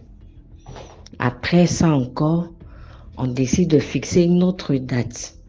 On informe les gens et tout ça. À la suite de ça, mon mari fait un accident. Il fait un accident avec des bœufs. Il est rentré dans un troupeau de bœufs. Voilà. Il revenait de voyage et les phares de sa moto ne s'allumaient plus au bon milieu de la route. Donc voilà, un peu plus loin, il a fait l'accident et tout ça. Donc on est parti comme ça, d'année en année comme ça, jusqu'à ce qu'on décide après de mettre tout dans la prière. J'ai commencé moi-même à m'investir pleinement dans la prière, à prier. Et c'est comme ça qu'on décide de remettre encore une autre date. Mais cette fois-ci, on essaie de faire profil bas. Mais forcément, quand on va informer 2-3 personnes. Donc, les gens sont partis, ils ont parlé encore. Non, tu ne peux pas te marier, ce n'est pas le moment de te marier présentement. On a eu encore des histoires sur ce mariage-là jusqu'à la veille. On a tout fait, tout était calé, il était d'accord, tout était calé. Et la veille du mariage, il vient me dire comme ça que on va annuler le mariage. Je dis, mais on ne peut pas annuler, on a déjà informé nos témoins, on a déjà donné la date à la mairie, on a déjà tout fait. Les habits sont déjà prêts, on ne peut pas. Il dit si, parce que lui, il a d'autres choses à faire, donc il ne veut pas se marier. Et ce jour-là, je n'ai pas parlé à quelqu'un. Je suis rentrée dans la chambre. Je lui ai dit, ok. Parce que j'ai eu vraiment ma marraine, où je t'ai expliqué son histoire tout à l'heure. Elle m'a beaucoup soutenue spirituellement, même physiquement, on va dire, elle me donnait assez de conseils. Donc, de cette femme-là qui était beaucoup coléreuse, si on veut, j'étais devenue calme. Et quand il a dit, j'ai dit, ok, d'accord, il n'y a pas de problème, c'est toi l'homme, si tu décides qu'il n'y a pas de mariage, il n'y a pas de mariage. Et cette nuit-là, j'ai pleuré, j'ai prié en pleurant. Je dis, Seigneur, c'est pas ce que toi et moi, c'est pas notre accord, c'est pas ce sur quoi toi et moi on s'est entendu. Tu peux pas me faire ça. C'est pas possible du tout. Je crois qu'on était à 2 jours, oui, à 2 jours du mariage. Donc il est venu me dire ça. Donc le lendemain, ma marraine était de passage. Et puis elle est venue tout. Elle dit, ah mais il y a quoi? On dirait que tu n'as pas bien dormi cette nuit. J'ai dit, ah oui, effectivement. Donc il dit qu'il ne veut plus se marier. Elle dit, mais attends, c'est pas possible. Comment ça, il veut plus se marier? Il dit, il veut plus se marier et tout ça. Elle dit, non, il faut laisser, on va gérer. Et elle appelle son témoin pour dire, ah voilà, tout ça. Donc ils sont revenus. Ils ont parlé avec lui, on lui a fait comprendre et tout ça, on a prié. Et c'est comme ça que le lendemain, on a fait notre mariage. Donc, pour dire aux uns ou aux autres que Le mariage, c'est un sacrement très très important avec lequel le diable ne joue pas. Le diable est contre les unions et surtout les unions bien faites. Tout ce qui va faire que vous allez vous relever, tout ce qui va faire que vous allez pouvoir sortir le nom de votre famille, que ce soit de l'un ou de l'autre, vous allez mélanger votre sang, faire votre union. Le diable n'aime pas quand c'est correct. Donc, pour dire que le mariage, c'est pas quelque chose d'anodin, c'est pas quelque chose de simple. Quand vous avez votre union à fixer, fixez-le d'abord dans le secret avec Dieu. Et quand tout est déjà bien balisé, et puis maintenant, vous pourrez venir dire au grand jour que voilà, on va faire tel truc. Mais si vous le faites avant même d'avoir donné, on va dire, avant même d'avoir eu l'accord même de Dieu, quand vous allez faire, vous allez avoir beaucoup de blocages. Et souvent même d'autres laissent leur vie dedans. Donc, pour dire que tout ce qu'on vit sur cette terre-là n'est pas simple. Moi, j'ai tendance à dire que tout ce qui arrive physiquement est déjà spirituel.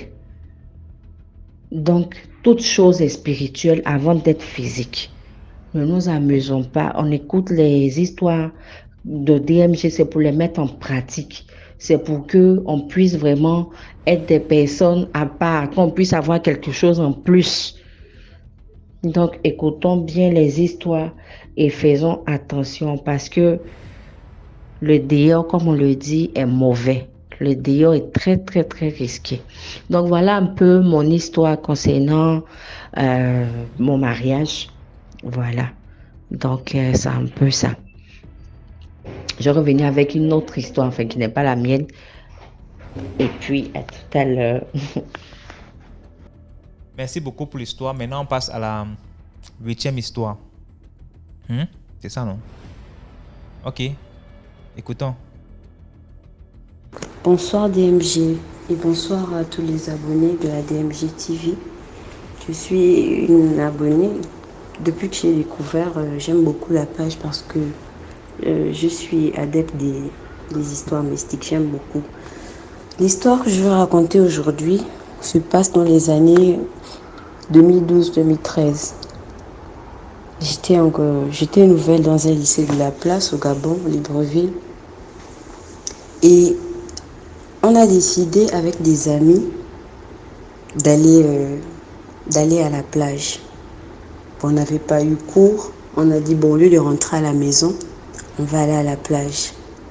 Voilà comment on s'est retrouvés à la plage du côté d'Ovando. On est parti là-bas avec des copines.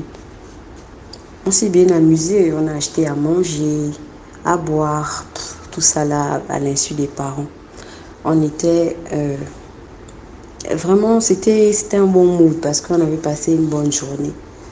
Maintenant, là où je situe mon histoire, c'est au moment où je vais ramasser un objet qui va m'emmener des problèmes. Vraiment, je suis un enfant, j'ai été éduquée et par ma mère et on m'a toujours interdit, j'avais interdiction de ramener quelque chose qui ne m'appartient pas à la maison. Ma mère était très stricte sur ça, que ce soit un pompon, que ce soit, je sais pas, une barrette, un cahier, en tout cas, ce qui ne m'appartenait pas. Je n'avais pas le droit d'emmener ça à la maison. Oh, ma copine m'a offert ça, ma mère n'était pas là-dedans, elle ne voulait pas. Mais ce jour-là, j'ai ramassé une pierre à la plage. Et quand je ramasse la pierre, j'étais vraiment obnubilée par la pierre en question parce qu'elle était rouge et naturellement, elle avait la forme d'un cœur. Donc, comment j'ai ramassé ça avec les coquillages, plein de trucs. Je me suis dit, je vais garder la pierre là pour moi. J'ai même balancé les autres coquillages, ça ne m'intéressait plus. Et quand j'ai pris la pierre en question, au moment de rentrer chez moi, j'ai ramassé un petit fer. J'ai pris le fer en question et j'ai gravé mon nom sur la pierre. Quand je grave mon nom sur la pierre, je montre à mes copines. que voilà, à partir d'aujourd'hui, la pierre là m'appartient. C'est maintenant pour moi, je vais aller mettre ça chez moi. Mais sachant très bien que je ne peux pas arriver avec ça chez moi de manière à ce que ce soit visible. Donc j'ai pris, quand je suis arrivée à la maison, j'ai caché ça. J'ai caché à un endroit. Ma mère est rentrée le soir, c'était bien. Comme d'habitude, d'abord il faut prier avant de dormir, on prie avant de dormir. La première nuit, j'ai bien dormi. La deuxième nuit, je me suis réveillée, mais je ne comprenais pas. Je n'arrivais pas à faire un sommeil toute une nuit. Au bout de 2 jours seulement, quand je dors, il faut que je me réveille la nuit. Et lorsque je me réveille, j'entends que les chiens aboient dehors. Mais moi, je peux pas faire le lien que c'est par rapport à ça. Et au moment où je me lève, ça a duré peut-être une affaire d'1 semaine. Je n'arrivais pas à terminer un sommeil. Quand je me lève là, jusqu'au matin, je suis debout. Et ma mère avait remarqué, quand je me levais, au milieu de la nuit comme ça, comme elle a ses heures de prière, elle vient souvent, vous savez, les mamans, allez, on vient, on te met l'huile d'onction, on te verse l'eau bénite dans le sommeil là. Mais ma mère avait remarqué que je ne dormais plus. Au moment où elle se lève pour prier, moi je me lève aussi. Elle me dit, toi tu as quel problème? Tu as un souci? Je dis non, je n'ai rien, tout va bien, il n'y a rien. Elle me dit, tu es sûre? Elle me dit, ok d'accord, tu peux redormir. Les jours ont passé encore. C'était la même chose. Quand je dors comme ça, je me bats dans le sommeil. Je me bats dans le sommeil ou quand je me lève, je sens que les habits que j'ai, limite c'est mouillé parce que la façon dont je transpire dans le sommeil, ce n'était plus normal. Et je faisais des cauchemars. Parmi les cauchemars que je faisais, j'ai fait un rêve où on venait m'avertir. Je suis retournée à la même plage et j'étais avec les mêmes amis. Mais sauf que là, il y avait des gens de ma classe du lycée en question. Ils étaient aussi là-bas. Maintenant, le ciel s'est assombri. Quand le ciel s'est assombri, il y a comme une grande vague qui arrive. La vague là arrive et je ne fais que... Je disais aux autres que sortez, sortez. Parce que moi, j'avais déjà réussi à sortir. Je disais sortez. Mais eux, c'est comme si... Pour eux, il n'y avait rien, quoi. C'était pas dangereux. Les autres continuaient même la fête dans la maison là-bas.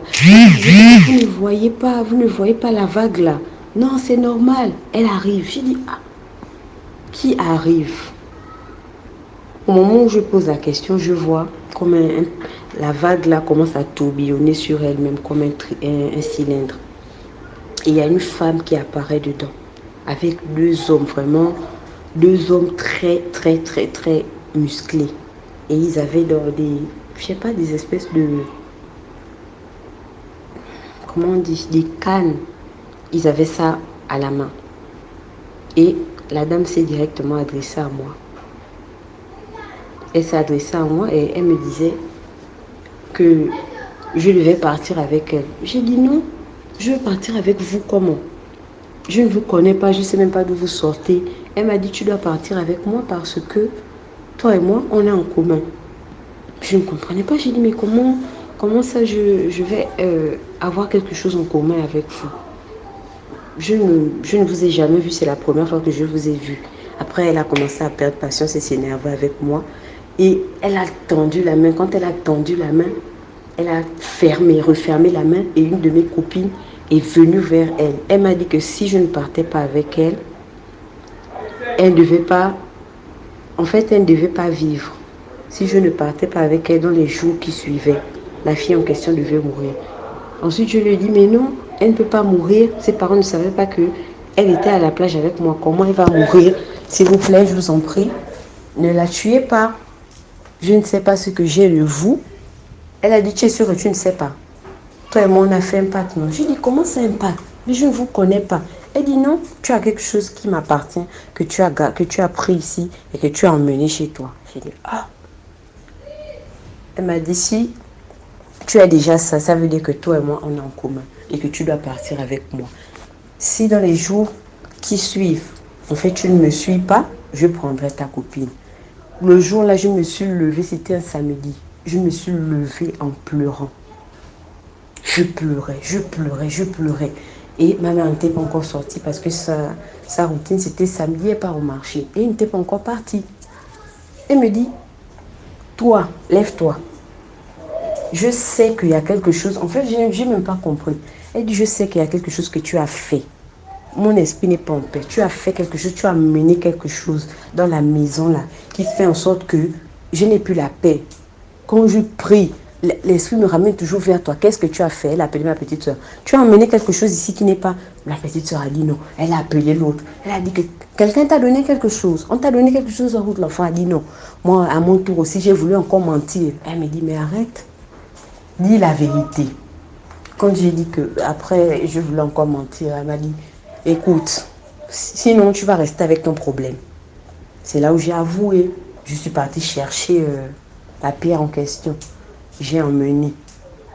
J'ai remis la pierre à ma mère. Mais elle était tellement en colère parce que ce sont des choses qu'elle passe le temps à nous répéter que elle m'a mis un coup sur l'effet de la colère. Et après, elle s'est levée. Elle est partie. Elle a dit, elle revient. Elle est rentrée dans sa chambre. Elle allait prier. Elle est rentrée dans sa chambre, elle allait prier. Pendant qu'elle priait, elle m'a appelé. Elle m'a dit, viens. Et je lui ai raconté comment ça s'est passé. J'ai raconté. Après, elle m'a parlé, elle m'a dit que, vous savez, quand moi je vous dis que n'emmenez pas les choses étrangères dans la maison, que ce soit les bijoux, que ce soit même les friandises, n'emmenez pas. Tu vas à l'école, tu reviens. Si tu n'as pas, c'est pas grave. Pas parce que tu vas voir ta copine avec quelque chose, tu ne sais pas ce que la chose peut porter. Et encore moins ramasser les choses. Elle a parlé un peu avec moi. Ensuite, en après-midi, on m'a emmené voir l'homme de Dieu. Nous sommes allés, mais il n'était pas dispo. Donc, on a dû revenir à la maison. Le même soir, j'ai encore refait un autre rêve. Et sur le rêve-là, j'étais en train de marcher sur une longue, vraiment la nationale, de chez nous ici. Je marchais. Et quand je marchais, j'étais pieds nus. Et je cherchais qui m'a emmené ici. Ensuite, j'ai vu un poste de police. Et quand je suis allée au poste de police, j'ai frappé et personne n'a répondu. Lorsque j'ai ouvert la porte, il y avait une autre porte, l'autre côté qui était ouverte. Et il y avait comme une terrasse. Et derrière, il y avait de l'eau, une grande étendue d'eau. Et j'ai trouvé un homme avec une femme dans l'eau là. J'ai voulu retourner parce que je me suis dit que bon, c'est un couple. Et ils m'ont dit non, tu es au bon endroit, nous sommes venus te chercher. Allons. J'ai dit comment ça, on va aller où? Ils m'ont dit allons parce que c'est le moment que tu viens déjà avec nous. Elle t'attend. J'ai dit mais qui m'attend? Elle m'a dit elle t'attend. Tu sais que tu as quelque chose qui nous appartient. Donc il faut que tu puisses venir avec nous. Suis-nous. Suis-nous. Je ne sais même pas d'où la voiture. Au moment où je voulais descendre, une voiture est sortie. Et c'est comme une voisine, mais une voisine vraiment des années d'une maison qu'on habitait avant. Elle est descendue. Et elle est venue. Elle m'a giflé. Je ne comprenais pas. J'ai dit, oh tantine, elle m'a giflé bien. Ça c'est quoi? Toi, on ne vous parle pas tous les jours. Qu'est-ce que tu fais là? Hein? Je ne comprends pas. Maintenant, j'ai entendu dire que, oh tantine, c'est comment tu me gifles comme ça? Elle m'a dit, alors, monte dans la voiture. Ces enfants étaient à l'intérieur. Et nous sommes montés. Ils ont disparu dans l'eau. Ils ont dit qu'ils vont revenir. Elle a dit, monte dans la voiture. On a conduit. Je me suis réveillée, mais ça devenait vraiment ce qu'on appelle l'oppression. Parce que partout où j'étais, où il y avait de l'eau, j'avais peur parce que à cause du rêve là, je pensais que, je ne sais pas, même par un seau d'eau, on pouvait me tirer maintenant. Du coup, je vivais vraiment dans la peur. Là, le soir arrivé, ma mère avait pris un rendez-vous avec l'homme de Dieu. Donc, on m'emmenait à l'église. On m'emmenait à l'église. Quand nous sommes arrivés, nous sommes passés, je pense, en dernière position. Et l'homme de Dieu a eu à dire des choses. Et il m'a demandé d'apporter la pierre en question. On a pris la pierre. Il a pris un couteau. Et je pense qu'il a pris de l'eau bénite ou de l'huile bénite. Il a effacé mon nom.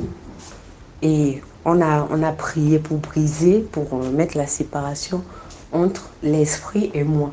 Parce que c'est comme si quand j'ai gravé mon nom, j'étais allée m'inscrire en fait dans un registre que je devais maintenant aller vivre avec la femme de l'eau en question. On a effacé mon nom et pendant la prière, pendant qu'on priait, je suis tombée. Je suis tombée et je me suis évanouie. J'entendais comment il priait, mais j'étais vraiment loin. Et j'ai vu la dame en question revenir. Elle est revenue vers moi et là, elle a commencé à me parler. Il y avait comme une grande glace dans un couloir. Un couloir où il y avait de l'eau autour et il y avait le miroir. Elle était en face de moi et elle était en train de m'inciter à venir. Elle me disait non, tu ne peux pas partir comme ça, j'ai vu ton potentiel. Ce n'est pas un hasard si tu as trouvé la pierre là. La pierre là, c'est pour les personnes merveilleuses. Tu dois venir avec moi. Tu auras tout ce que tu veux. Elle a commencé à me flatter, me montrer de belles choses, vraiment des choses que les adolescentes de mon âge pouvaient vouloir. Me montrer des chaussures, me montrer des habits, me montrer des choses. Mais je refusais, je pleurais, je disais que non. J'ai désobéi à ma mère et je ne peux pas partir avec vous, je ne vous connais pas. Après, un moment, elle s'est fâchée. Elle a balancé de l'eau vers moi. Elle a commencé à m'insulter. Hein, espèce d'idiote. Tu ne comprends pas. Donc la pauvreté dans laquelle vous vivez ne te fatigue pas. Je pleurais, moi, tout ce que je trouvais à faire, c'était pleurer. Après, quand je pleurais, elle est revenue encore à des meilleurs sentiments. Désolée, j'ai été interrompue. Donc je disais que je passais mon temps à pleurer pendant qu'elle criait sur moi. Et ensuite, elle a recommencé à me prendre par les sentiments, à me flatter, me montrer des choses. Elle me montrait même des scènes où ma mère me grondait, où ma mère m'interdisait des choses, ou des moments où je voulais quelque chose et ma mère ne me donnait pas. Elle me disait que si je partais avec elle, j'aurais tout ça. Je devais avoir tout, alors que ma mère ne peut pas m'offrir toutes ces choses-là. Et j'étais en train de pleurer. Je pleurais seulement. Je veux retourner chez ma mère. Après un moment, je ne sais pas ce qui s'est passé. On m'a tiré par la main derrière. Et j'ai vu ma mère, elle était derrière moi en train de pleurer. Et elle me disait, viens avec moi. Parce que, en fait, tu ne seras pas bien là-bas. Elle veut seulement juste te flatter. Arriver là-bas, ta vie sera misérable, tu ne seras pas heureuse. Et je me suis retournée pour regarder la dame. Vraiment, c'est comme si elle en avait marre de nous. Elle a commencé à dire, mais allez-y, bon, dégagez. Elle a poussé. Elle dit, tu vas voir, tu vas partir, tu vas crever dans ta misère. C'est là où le miroir s'est cassé. Et je me suis réveillée à l'église. Et l'homme de Dieu a commencé à dire que le travail, la séparation avait été effectué. Et quand on est rentré à la maison, je dormais mieux. J'avais retrouvé ma paix d'avant. Tout ça, c'est pour dire quoi? C'est pour inciter, c'est pour encourager vraiment les parents qui font ce genre de choses. Que chez eux, les enfants ne doivent pas emmener des choses étrangères. Je connais beaucoup d'histoires comme ça à cause de ramasser les bijoux, des enfants qui ont été envoûtés. Moi, ma mère m'interdisait ça. Vraiment, soyez vigilants par rapport à vos enfants. Tout ce que l'enfant emmène dans la maison, vous devez savoir. Parce qu'on ne sait pas la chose étrangère qui peut arriver et ça va bouleverser en fait toute votre maison, quoi. C'était ça mon histoire. Vraiment que les parents soient vigilants, ne pas être tolérants, surtout. Un enfant qui amène une gamme à la maison, un enfant qui a une nouvelle chaînette, un enfant qui a une nouvelle chaussure. En fait, ça n'interpelle pas les parents. C'est pas bon parce que c'est mettre aussi l'enfant et c'est se mettre soi-même en danger. Merci. Merci beaucoup pour l'histoire. Là, on va passer à la 9e histoire. Bonsoir. Aujourd'hui, j'aimerais bien partager mon histoire avec mes sœurs beaucoup de filles qui aiment vraiment la facilité. Je ne sais pas comment dire au fait. Moi, je suis une fille. Je travaille dans un bar. C'est pas l'histoire de quelqu'un, c'est l'histoire de moi-même. Je travaille dans un bar. Et il y a un monsieur, il a l'habitude de venir. Et quand il vient, il s'assoit toujours seul. Il s'assoit toujours seul. Il boit rien sauf l'eau, un bidon d'eau. Il prend un bidon d'eau, tous les jours il prend un bidon d'eau. Donc il y a un jour, je suis allée lui servir. Il m'a dit, j'ai ramené la monnaie. Il m'a dit, c'est bon. J'ai dit, quelqu'un qui va venir payer l'eau, 700, et qui te donne 10 000, et tu dis la monnaie c'est bien. J'ai dit, en tout cas, j'ai tout ce diapote aujourd'hui. Donc, le lendemain, le monsieur en question est revenu. Et avant qu'il partait, il a demandé mon nom. Comment tu t'appelais? Je lui ai dit mon nom. Ok. Le lendemain, quand il est venu, il a dit que appelez cette fille-là pour moi. Donc, quand mes collègues m'ont appelé, je suis arrivée. Et quand je suis arrivée, il m'a dit, faut t'asseoir. Je me suis assise, il dit, va te servir. Je suis partie me servir, je suis revenue m'asseoir. Et il est pris l'eau, comme l'habitude, il est pris l'eau tranquillement, il est assis, il ne boit même pas son eau. Moi, il dit, pourquoi tu ne bois pas ton eau? Ok, comme lui, il ne boit pas, mais il aime l'ambiance, c'est pour cela, lui, il a l'habitude de sortir comme ça, voilà. Il dit, ok, quand on ne peut pas s'asseoir et boire l'eau comme ça, il dit, ok, oui, ça, c'est vrai. Donc, j'ai bu 1, 2, 3, 4. Et le monsieur est toujours assis. Son lot, il ne touche pas. Il ne touche pas. Donc, moi j'ai bu, j'ai travaillé, je venais m'asseoir, je jonglais. Quand il est parti, il m'a remis 20 000 francs. Il dit, j'espère qu'on se reverra. À très bientôt. Je lui ai dit, j'ai dit, vous partez à quelque part. Il me dit, oui, effectivement, je voyage et je ne sais pas quand je vais revenir. Bon, si je reviens, je vais te faire signe, tu peux me donner ton numéro. J'ai dit, ok, tu vas écrire avec papier, tu viens me remettre. Donc, ça allait écrit le numéro, je suis venu donner ce monsieur. Il ne m'a jamais appelé. Jamais appelé. Et un jour, durant 2 semaines après, il est revenu. Il a dit, le papier que tu as écrit pour moi, je l'ai perdu sans savoir. Et vraiment, je suis désolée de t'as pas appelé. J'ai dit, non, ça va. On a causé. Il a pris un bidon d'eau encore. Je me suis assis, on a bu. J'ai bu. C'est moi, je consommais.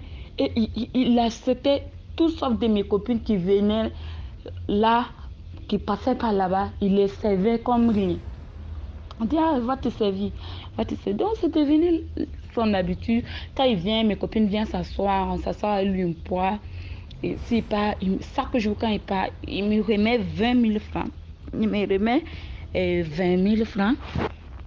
Et comme plan petit déjeuner. Ce qu'il me dit. Mais il ne m'a jamais dit, viens, on va sortir. Donc, environ 3 mois après, il m'a demandé, j'aimerais que tu passes connaître chez moi aujourd'hui. Tu es libre à quelle heure? Je dis, je suis libre la journée jusqu'à 19h. À 19h30, je ne travaille. Et je commence le travail à 19h30. Et il a dit, ok, donc ça tombe bien. Ça tombe bien. Tu passes demain, c'est samedi. J'ai dit, oui, tu passes demain à 14h. Et à 18h, je te repose. Il dit, ok, il n'y a pas de problème. J'ai compris. Ok, il n'y a pas de problème, j'ai compris. Il me dit, je passe à 14h te chercher et viens ici. J'ai dit, bon, arrivé, il faut m'appeler. Il me dit, non, à 14h, tu me trouves devant la porte de votre maquis. J'ai dit, ok, il n'y a pas de problème. Donc, à 14h, effectivement, je suis allée et il n'était pas. J'ai resté jusqu'à environ 30 minutes après. Il n'est pas venu. Bon, donc moi, je suis rentrée chez moi, me reposer, j'ai dormi. Et ce soir-là, il est venu. Ce soir-là, quand il est venu, il me dit, oh, excuse-moi vraiment, j'avais beaucoup de travail, j'ai eu imprévu comme ça, beaucoup d'excuses. J'ai dit, bon, ça passe, pas de problème. Il me dit, ok, aujourd'hui, je vais t'attendre à ta descente. Nous, on a l'habitude de descendre 3 heures, 4 heures comme ça. Donc, environ 3h30, notre manager nous a appelé de venir signer et chacun rentre chez elle. Quand moi je suis allée, le monsieur, j'ai signé et puis je suis sortie. Il me dit, ah, tu as fini, aujourd'hui tu vas connaître chez moi. J'ai dit, ok, il n'y a pas de problème. Comme c'est un gentil monsieur, je dis, ah, ok. Bon, nous les filles aussi. Je suis montée, le monsieur roulait, il roulait. J'ai vu qu'il est en train de quitter hors le village, au fait, hors la ville. Demain, on s'en va où? Il me dit, reste tranquille seulement, on va arriver bientôt chez moi. Donc, je me suis endormie dans le véhicule. Et quand je me suis réveillée, bon, je ne me suis pas réveillée. J'attendais les gens qui parlaient à côté. Je dis, c'est comment? Quand j'ai ouvert mes yeux, j'ai vu que je suis couchée sur un tombe. Sur un tombe, perturbée, je me suis réveillée, je me suis mis à crier. Les gens, beaucoup de gens, ils sont regroupés et me regardaient seulement. Et depuis ce jour-là, j'ai tombé malade, gravement malade, que jusqu'à... C'est quelque chose qui s'est passé, ça vaut 3 ans. Que jusqu'à mes parents m'ont soigné traditionnellement, et par la grâce de Dieu, après ça va. Mais jusqu'à ces jours, jusqu'à aujourd'hui, je n'ai jamais revu le monsieur en question. Donc, c'était mon histoire que j'aimerais partager avec vous et dire à les filles, à mes soeurs, à mes grandes soeurs, à mes petites soeurs, qui aiment vraiment quand un homme dépense vraiment sur toi. Et bon, évitez de ne pas connaître quelqu'un dans la journée, c'est la nuit, tu connais la personne et tu veux aller chez elle. Vraiment, c'était mon histoire que j'aimerais partager avec vous. Merci. Merci pour l'histoire. Maintenant, on passe à la 10e histoire et écoutez attentivement, s'il vous plaît. Bonsoir DMG, bonsoir à tes nombreux spectateurs et auditeurs. Merci de m'avoir donné la possibilité de m'exprimer sur cette plateforme. Au fait, moi, c'est Claude. Je suis là pour vous parler de mon histoire, pas de l'histoire de quelqu'un d'autre. Comment le fait de vivre dans la maison familiale. Certains ne sont pas contents, certains peuvent brouiller vos étoiles et utiliser ça ailleurs. Je suis né dans une famille un peu compliquée. Du fait que j'ai perdu mes parents un peu très tôt. Quand je perds mes parents, je suis obligé de rester avec mes oncles et tantes dans la maison familiale. Et entre-temps, étant donné que personne ne pouvait plus me payer les études, je me suis donc lancé à l'âge de 16 ans dans le monde du football. Je commence à jouer au football. J'ai l'âge de 16 ans. Mais ayant beaucoup de talent, on me surclassait toujours à l'équipe première. Je partais, je m'entraînais, je partais à la réserve, je m'entraînais à l'équipe première, je repartais à la réserve, je m'entraînais à l'équipe première. Au fait du jour, l'équipe est même sortie vice-championne. L'équipe a failli sortir championne. Mais malheureusement, nous sommes sortis vice-champions du Cameroun. Donc je vais taire le nom de l'équipe. Maintenant, c'est comme ça que je me retrouve toujours dans la maison familiale, étant coincé. Je m'en vais à l'église un dimanche En rentrant, je me dis, je veux me reposer pour juste 30 minutes avant de voir le match Cameroun-Tunisie qui comptait pour les barrages de la Coupe du Monde et qui devait passer généralement les matchs se jouaient encore à 15 heures. Le temps de me reposer, quand je me lève, DNG, c'est comme si on avait brûlé ma tête. Je me sentais déjà bizarre. C'est comme si j'étais dans un autre monde. C'est comme si j'ai manipulé mon téléphone en route et qu'il y avait un danger devant moi. Donc c'est dans cet état que je me trouvais. C'est comme ça que je me calme. Je décide de quand même aller aux entraînements. J'explique au médecin. Le médecin me demande de me reposer, que ça doit être le surménage. Je me repose pendant une semaine, ça ne donne rien. On me prescrit des médicaments, ça ne donne rien. C'est comme ça que je décide d'aller voir ma tante du côté d'Odja. Quand je m'en vais voir ma tante du côté d'Odja, ma tante, à peine je descends de la voiture, elle me dit: oh, je vous ai déjà dit, quittez l'endroit là, l'endroit là n'est pas bon, vous allez tous mourir, vous croyez que moi je suis quitté pour rien? Oh, voici les terrains que moi je suis venu acheter ici là, non, quittez de là. C'est comme ça que j'arrive, je dis à ma tante que tu parles même de quoi? Elle m'explique, elle me dit que non, je vous ai déjà dit, il y a trop de sorciers là-bas, on ne veut pas le bien. Et oh, il y a certains qui appuient les autres, il y a certains qui utilisent les chances des autres. Il faut quitter. C'est comme ça que ma tante, j'explique le problème à ma tante. Ma tante, elle faisait dans la catéchèse, donc elle marchait constamment avec les prêtres, les exorcistes, les prêtres en général. C'est comme ça que ma tante me donne un produit fait à base des plantes. Je commence à boire. Le troisième jour, elle m'appelle. Elle me verse les chrétiens peuvent connaître. Ceux qui sont chrétiens, on appelle ça le Saint-Michel-Archange. C'est un parfum. Saint-Michel-Archange. Quand on me verse ça aux narines, merde, DMG. Je te dis, ça a commencé à brouiller tout dans ma tête. Ça a commencé à faire mal. Elle a mis ça à 5 heures du matin. L'effet est allé, ça s'atténuer aux environs de 19 heures. Quand l'effet s'atténue, je retrouve ma conscience. Donc c'est comme si c'était en train d'enlever tout ce qui était de mauvais. Je retrouve ma conscience. Étant donné que l'équipe était qualifiée pour la Ligue des champions africaine, j'ai donc voulu me presser pour aller retrouver ma place et commencer les entraînements parce qu'il y avait un nouveau coach, ce n'était plus l'ancien coach. Il fallait que j'arrive le plus tôt possible avant que l'équipe ne parte en stage à Kono. C'est comme ça que j'arrive. Je n'ai même pas fait 2 heures de temps dans la maison familiale. Le même truc a recommencé.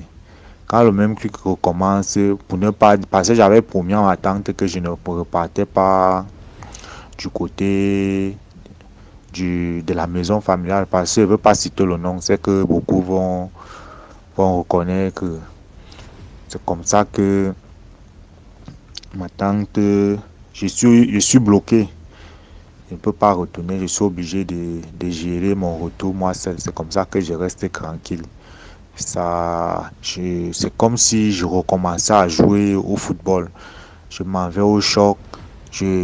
Comme si je réapprenais à jouer au football. Jusqu'à ce que c'est passé. J'ai pu signer un contrat de 2 ans à la Colombe de Saint-Mélima. Étant à la Colombe, j'ai eu la même chose. Mais comme j'avais déjà quitté Emombo, je suis parti revoir ma tante. Ma tante m'a dit que il faut que je prie beaucoup. J'ai commencé à prier. Elle m'a fait les bains. Elle m'a remis le Saint-Michel-Archange dans les narines. Ça a atténué. Donc c'est reparti. Au fait, c'est reparti. Donc j'ai recommencé à bien jouer. C'est comme ça que en 2015, Je quitte la Colombe de Saint-Milima. Je m'en vais maintenant à Faubourg de Barham. À Faubourg de Barham, la même chose recommence. Et ça attendait toujours les matchs phares. Que c'est un match où peut-être qu'un manager peut venir ou bien on peut me découvrir, que ça commence. Bon, moi, je n'étais pas trop spirituel, sans te mentir. Je n'allais pas chez les marabouts ou bien chez les prêtres faire ceci, cela. C'était juste Jean Costard. Je faisais le maximum de bien m'entraîner parce que dans ma tête, c'était que si je m'entraîne bien, forcément, lors du match, je serais bien. Donc, j'essayais de m'abstenir, de bien m'entraîner, de m'abstenir, de faire certaines choses. C'est comme ça que je m'en vais.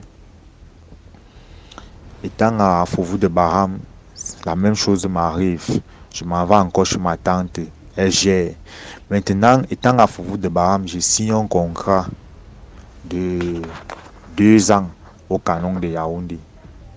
Quand je reviens au canon de Yaoundé, je suis obligé de revenir dans la maison familiale DMG sans savoir que c'était la fin de ma carrière comme ça là.